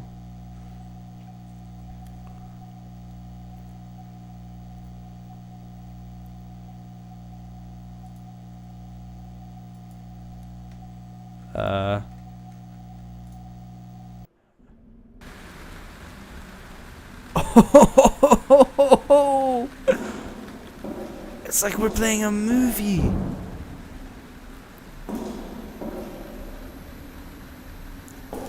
Oh my gosh. This looks good. Down those graphics? Yeah. Explore the station and find the exit. Press tab for inventory. Press 1 to equip lantern.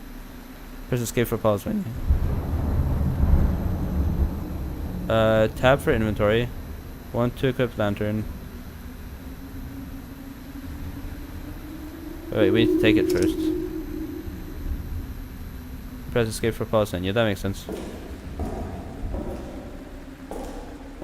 Hello? I am stuck. I want to get out. I don't know how I showed up here or why I showed up here, but I don't like it. Hello phone? Is there a Nope. Okay. No telephone time. That is okay. That is completely fine.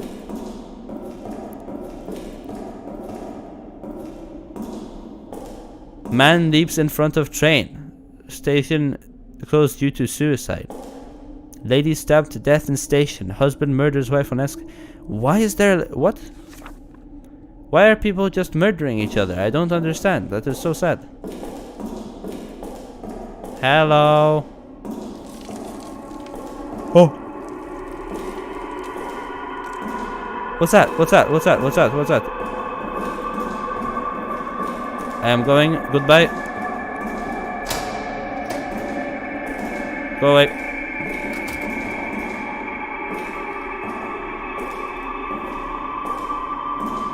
I don't like that.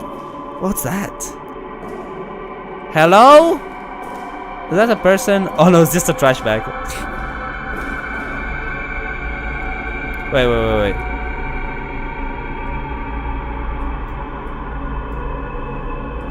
Sorry about the loudness. We were a bit loud. I apologize for that. And I'm gonna turn down my mouse sensitivity as well. Sorry, guys. A bit too quiet now, I think.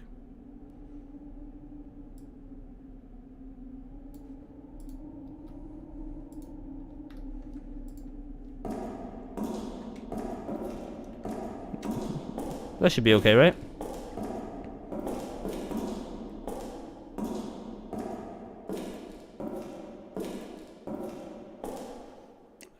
I should turn down my gain a bit more. There you go. Sorry, my mic was too loud.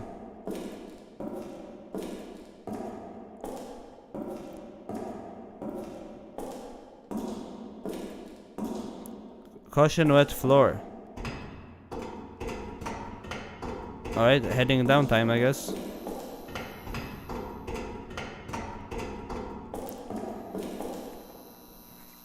Wait, let me just adjust my seat. This game looks really great so far. It reminds me of like Amnesia and stuff with the lantern. Central London Tube Railway. Take the 2 tube and avoid all anxiety. Oh. Why bother about the Germans invading the country? Invade it yourself. By underground and motor bus. What year is this game set in? Okay. All trains this way? I consider myself a train.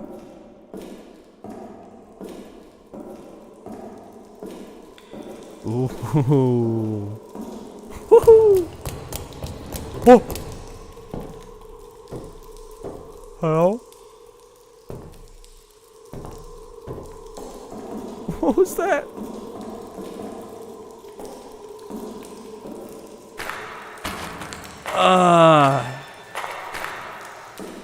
I don't like the stepping.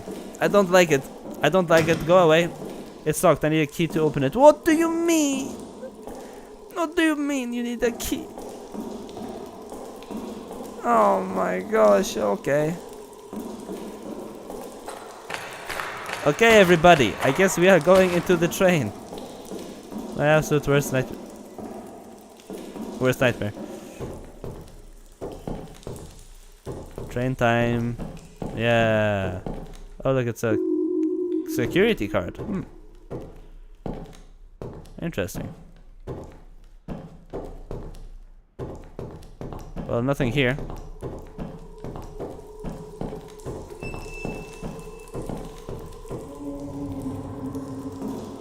Who said that? Reckon the security card is what we need? Because I said we needed a key, not a security card, but yeah, no, we need a key. I guess we have to head back up, right? So there's probably a door.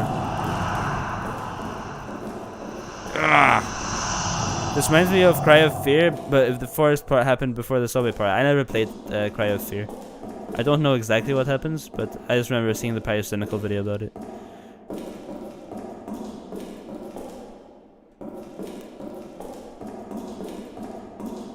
Okay, it's fine. It is fine, chat. Do not worry. Do not panic. The hardest gamer of all time is here. Do not worry about it. Do not.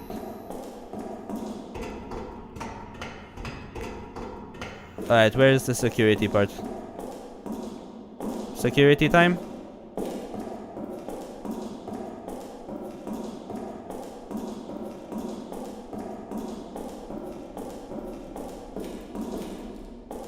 Was an amazing game though. I have more hours on Cry of Fear than Pyro, sadly. Oh really? Is this game free on Steam? Because this looks clean as fuck. Yeah, it looks. Hello?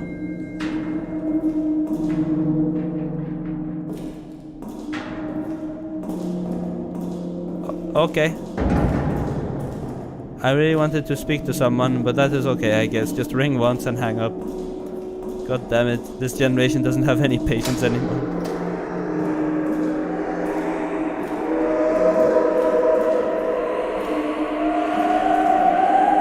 I hate this. I hate this. I hate this. I don't like this.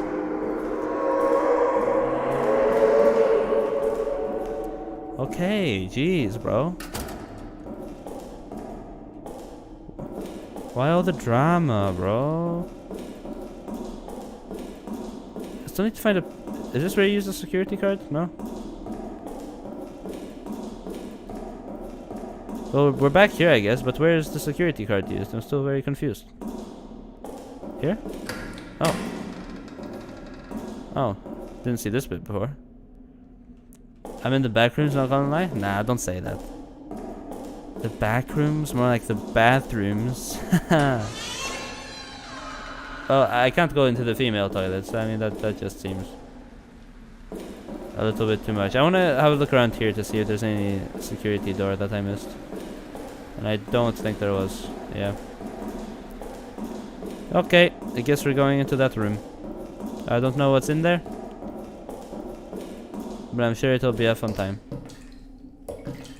Oh. Huh. Ah. That's weird. I don't like that. Goodbye. Goodbye. I am not checking you out. Okay.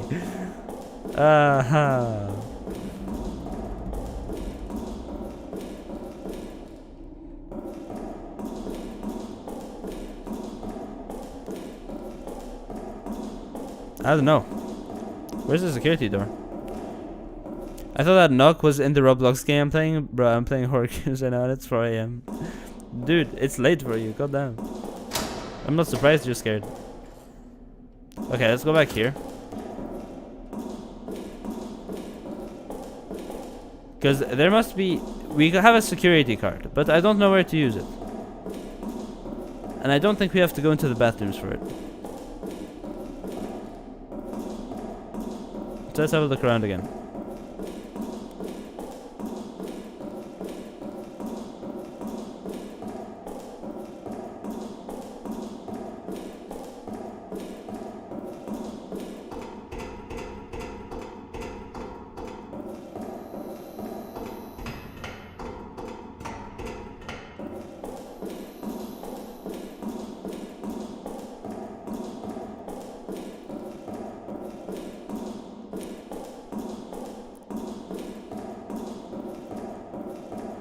All trains this way? Yep. I am train. Still train. If the security door was here, then I'm gonna be very mad. Stop doing that, please. I don't want. I don't, like, you know.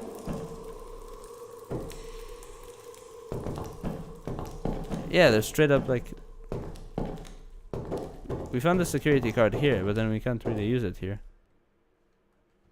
I don't like how quiet it is. Why are you in the station again? Well, it's because I don't know where the security room is. Because again, we got a security card, but like, where do you use it?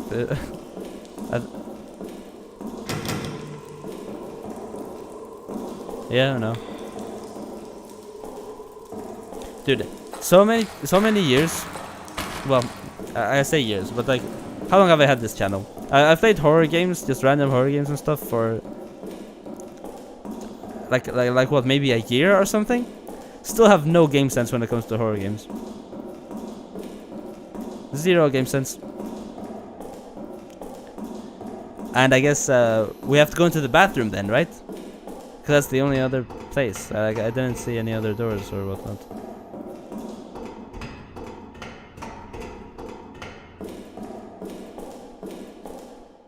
Most free horror games never make sense, to be fair. Yeah. Yeah, no, that makes sense. This one does. I'm just really stupid.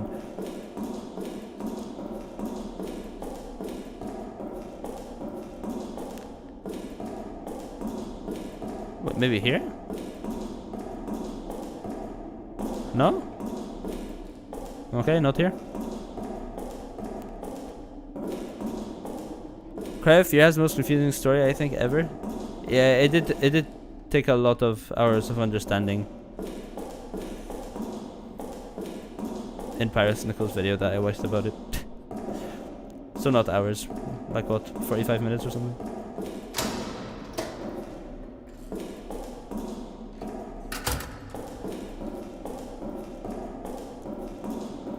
Yeah, so we definitely have to go back here.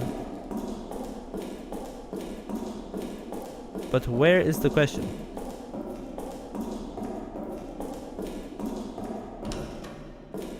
Oh.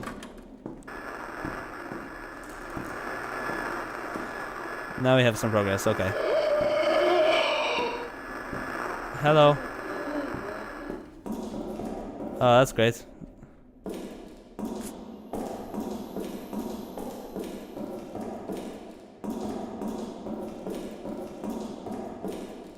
Door? No? This way?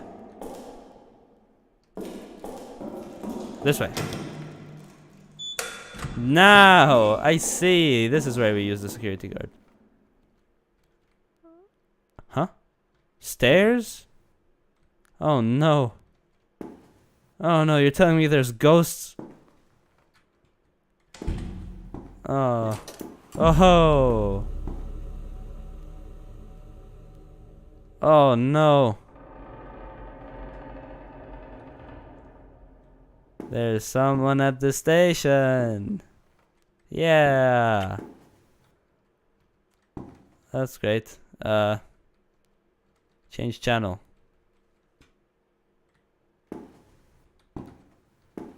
I guess we have to... Oh, there we go, there we go. Change channel. Huh? Wait, what?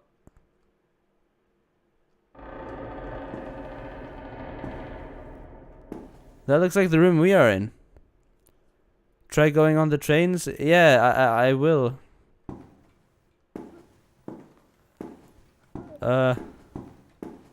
Okay, well...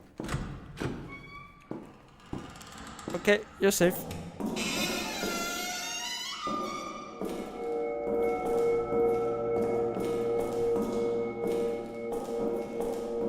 Alright.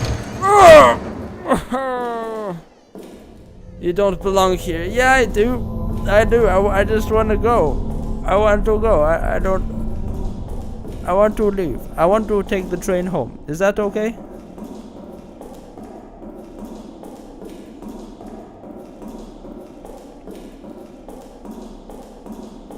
Ugh.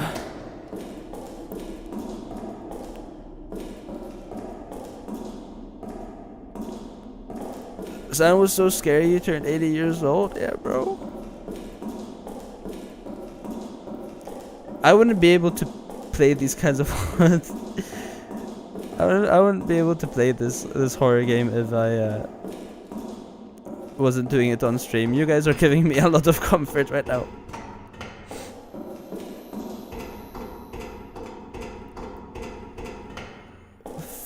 What? This is new. Final War Mine? Final War 9. War 9. Okay.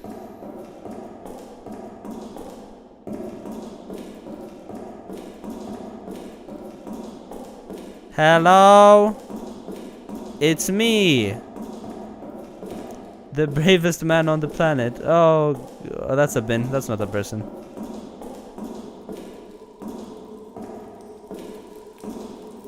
Hello?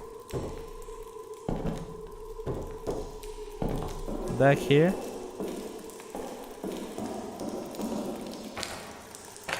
Please don't say we have to go back. Please say the door will like open and like some spooky thing will happen. What? What do you mean, bro? What do you mean? We have to go back. No.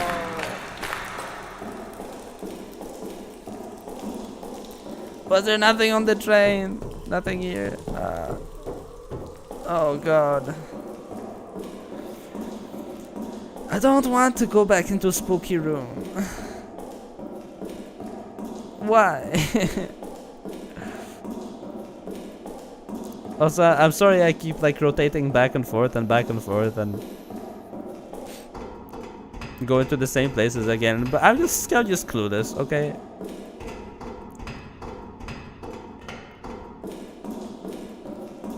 Dude, I'm a little baby.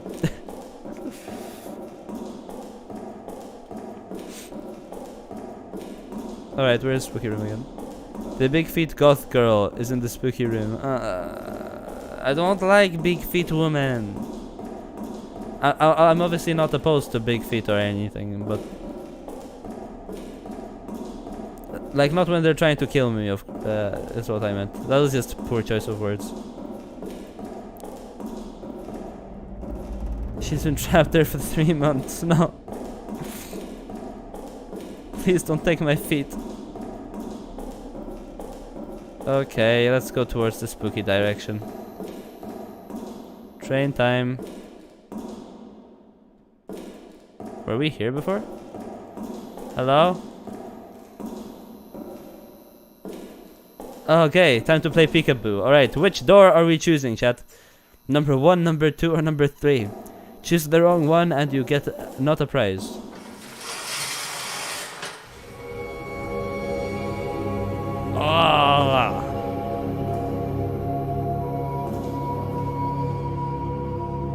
Oh, look, a key. Nice. And we don't check behind the other curtains. That's okay. That's fine. That's fine. I'm okay with it. She died? Well, let's just say I'm not exactly disappointed in that fact.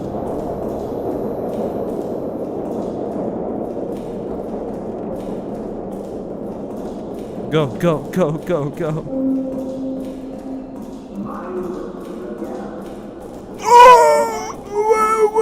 What was that? Hello? I'm sorry to have disturbed you. I don't know if you can hear me right now, but I just got stuck in the station. I want to get out, and all of a sudden there's all these ghosts and stuff, so... Just be gentle, please, if that's okay. Thanks. I appreciate it. Ugh.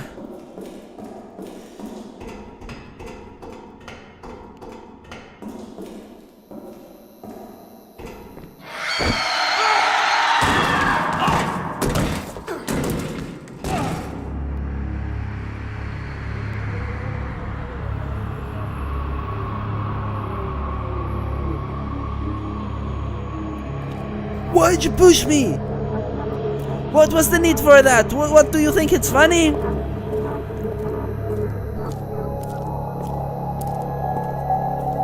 Why do you do this? I don't understand. Goodbye. Nope.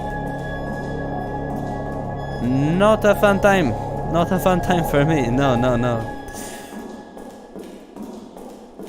Now that was a goth girl scream, yeah. What? Okay. That's fine. That's alright. Don't listen to them. Come find us. We're waiting. I don't care. Goodbye. Bro, did I flip them out? Yeah, bro, that happened. Hello, Blue Cloud. You gotta chill with our free horror games. You're aging too fast. I know a goth girl scream when I hear it. Unironically, I've heard that sound effect in a lot of games. It's a very common sound effect to hear. I'm guessing it's just a free one. Oh, well, that was easy enough.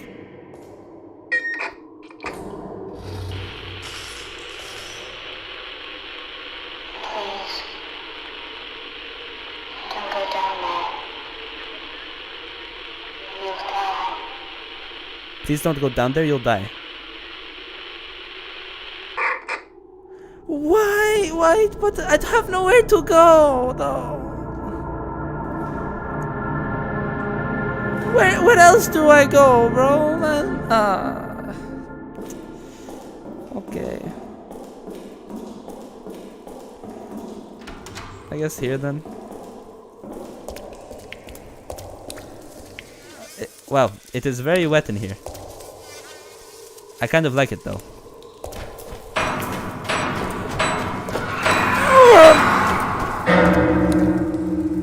What was that, behind me or in front of me? I couldn't tell. Sounds like a goth girl on the other end. Psych, stop talking about goth girls. I mean, Jesus Christ, bro.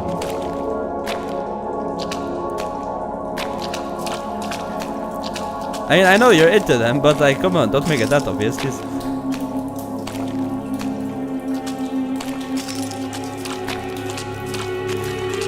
So, we are choosing not to listen to the woman who told us not to go down there. Which I think is a reasonable decision. I mean, we've got to show our bravery. You know, okay. I mean, women like bravery, right? Those were bricks. I thought those were fingers.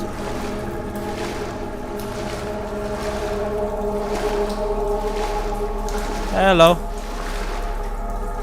Okay, now that is a Cry of Fear ladder animation. Yeah.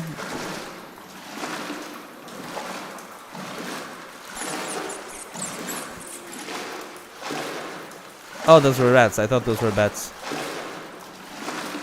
Rats and bats are very similar though. One flies and one does not fly. Let's go into tunnel, guys. Yeah.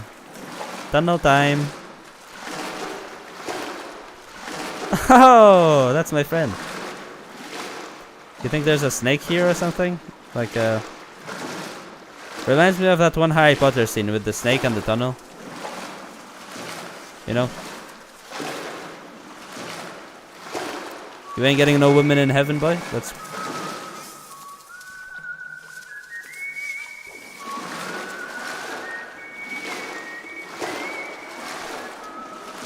a pretty song.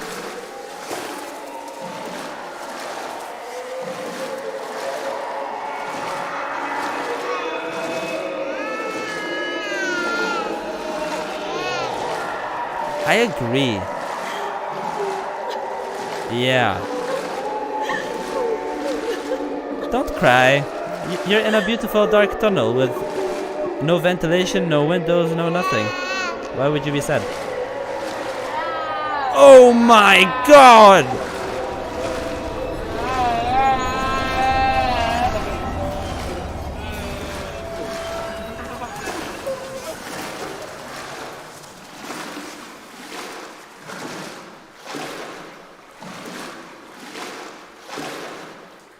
Okay. Bats and rats are very similar. One flies and one doesn't fly. What a quote. Yeah. I mean, that's accurate, right? It's the wolf from Puss in Boots. Run. Or future baby crying too. The baby sound though, yeah. Oh my god, why is there a light? This is the one situation where I wouldn't like one. How is there electricity down here? What? I thought the whole station was abandoned. Ah! Why?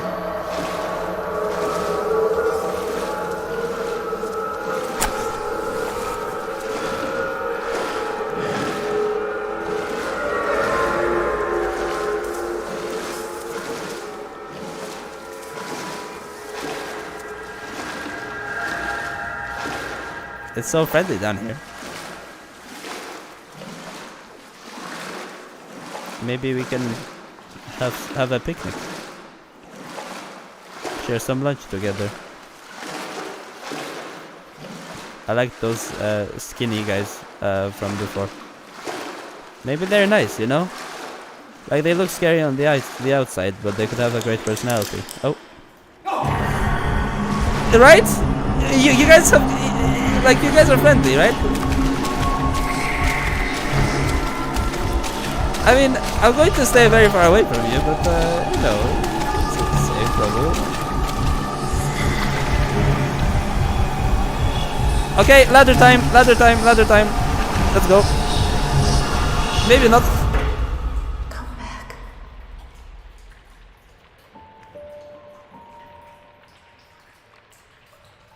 No! I am not going to do that.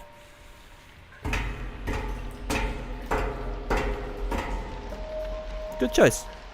No, stop! Don't look back! What? Yes, yes, go up, go up, go up, go up. Okay, very good, very good, very good.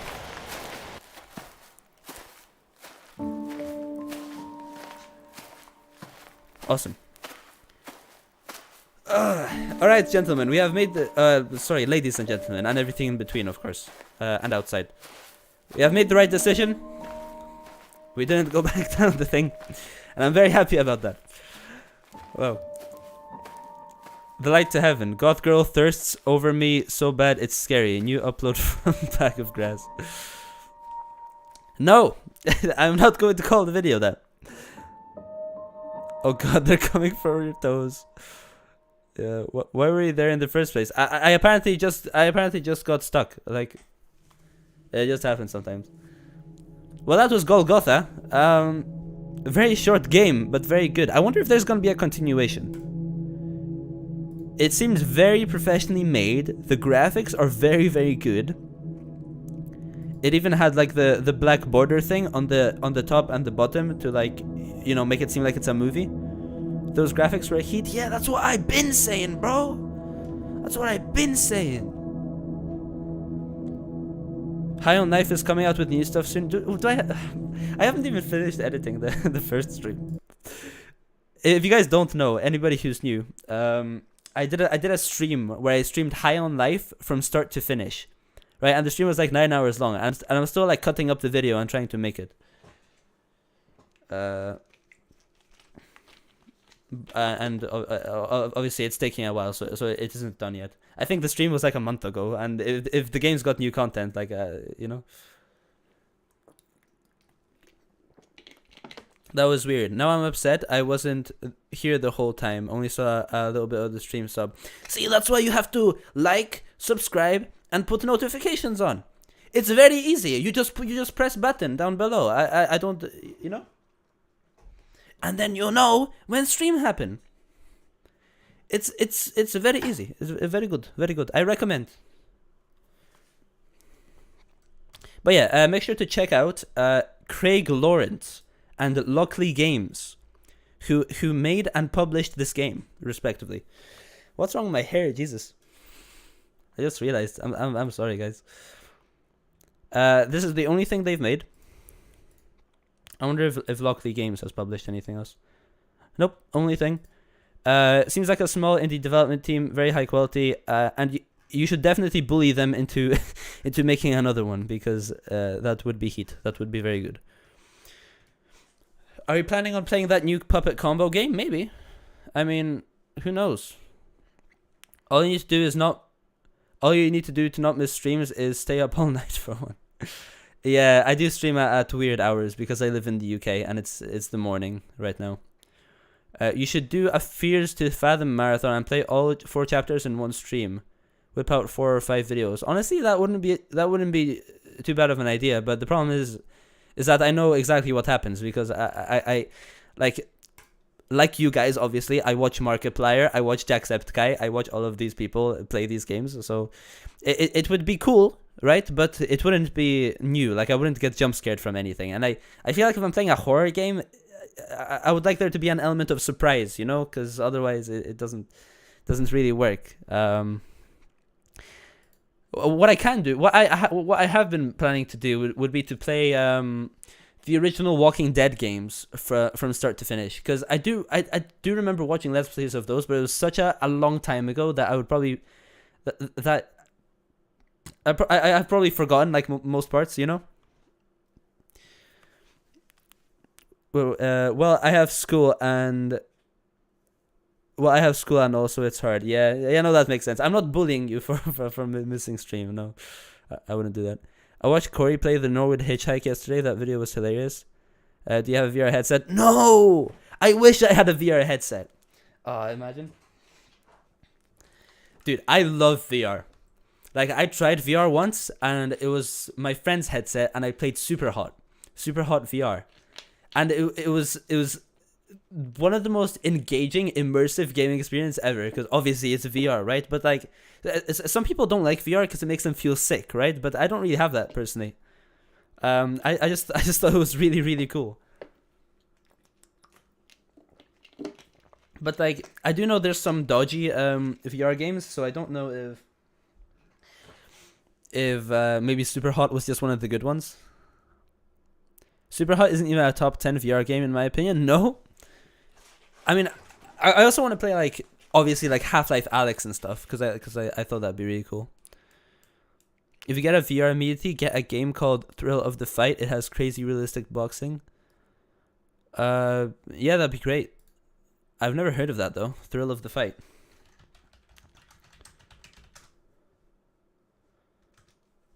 The Thrill of the Fight VR boxing.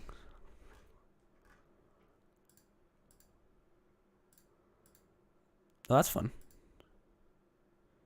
It looks very scuffed. Wait. I like the character models. They look a little goofy.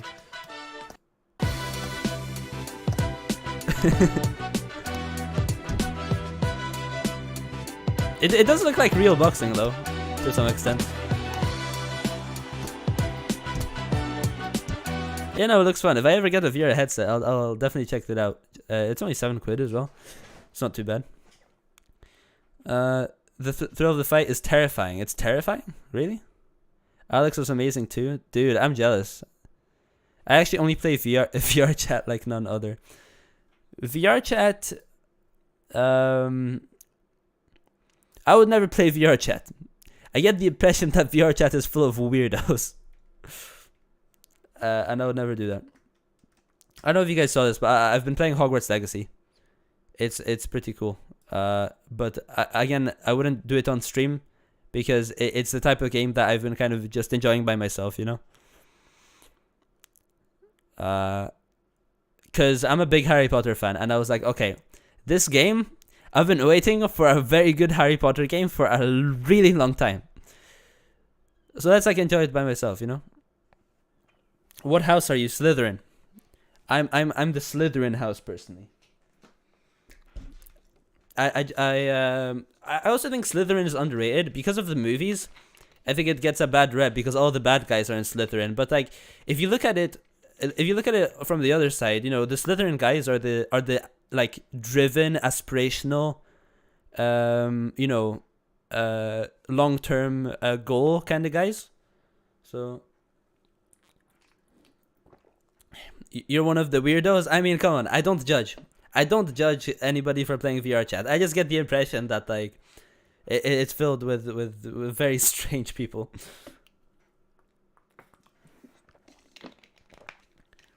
But like, hey, I might be wrong. I might be wrong, you know. Me and the boys Hufflepuff. Hufflepuff? What? That's gross.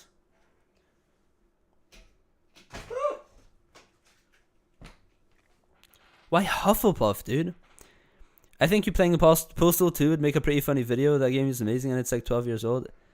How much is Postal 2? Postal 2. I don't know. I don't have money right now, so I just kind of go to college. I don't have a part-time job or anything, so I can't really pay for this kind of stuff. But like, if I get money, yeah, I'll definitely spend it on some games and stuff. I mean, what I would really like is to reach 1,000 subscribers, so I could at least monetize a little bit from my videos. You know, like a couple pounds here and there would be great. You know. But you know, what can you do? The sale ended. Oh yeah, no, I noticed that. Yeah, that kind of sucks. It's £1 on Steam. Yeah. It goes on sale for like 90%. Yeah, yeah, that makes sense. You ain't coming in here. But yeah, also Resident Evil 4 came out. I'm sure a lot of people will be playing that. But yeah, I'm not gonna lie, chat. That's kind of all the content I have for today, unless like, you know, you guys want me to do something else. But no, I was thinking of just ending stream here, honestly. Half-Life 2 VR mod? Oh, it's a community made mod. Oh, okay. I thought it was an official Valve thing. Resident Midville Silent Hill 2 remaster will wipe. I don't think Silent Hill is getting worked on anymore. Right? Wait, is Silent Hill actually going to be a thing? Because I thought... Oh. Oh. Oh! They're doing a remaster this year? Wait, do you guys remember that whole PT thing? The PT game, that was supposed to be a demo to a Silent Hill game that never came out. And then like something happened, they cut it off, and then the PS4s that still had PT on it because it was removed from the PlayStation Store sold for like twice the price probably. I wanted that game so badly. Yeah. And then they never made it, but like I didn't really stay updated on the situation. Did they like come back together, and are they making the game now? I mean, I guess so, right? But how did that happen? They should bring back PT. They should make the PT game available again. That was such a good game. And it was one of the scariest ever at its time. The gameplay they showed was so beautiful for Silent Hill 2. Is this a trailer here? It would be, right?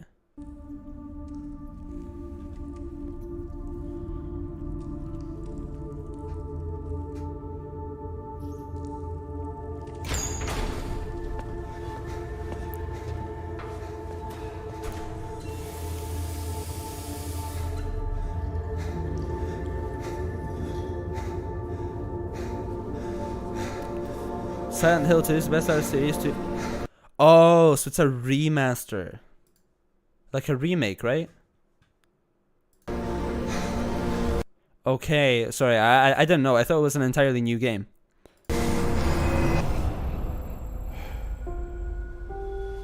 Damn, that's so realistic. Yeah. It looks great. Could she really be here? Waiting for me? Wow. You can see every like little particle of his beard. Or his stubble, I mean. It's really, really good. Mary died of that damn disease 3 years ago.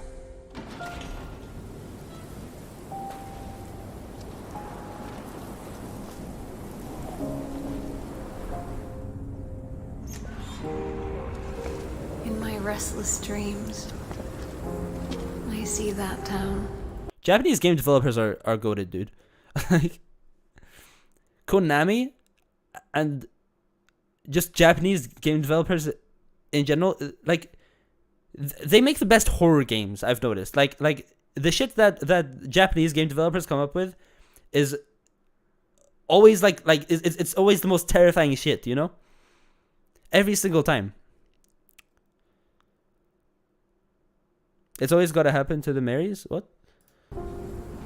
Oh yeah, because yeah, the story. Silent Hill. I never played Silent Hill, so that's why I'm kind of being a little bit of a boomer about it.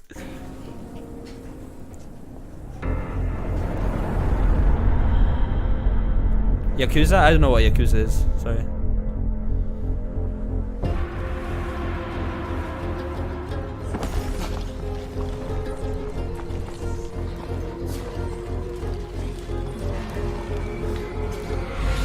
Oh my god. I know what you are.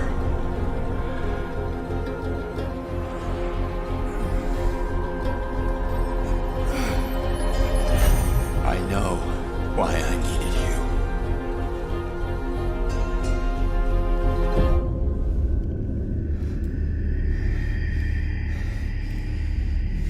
You should look into getting Yakuza when you get monetized. Those are the funniest games ever. That'd be great. Damn, this game looks really good. Shame I won't be able to fucking buy it because I'm broke. I don't need you anymore.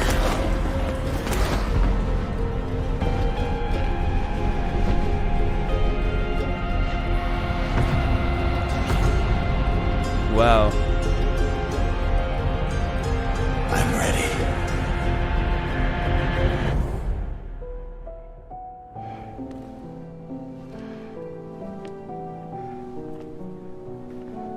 Mary? Silent Hill 2. Yeah.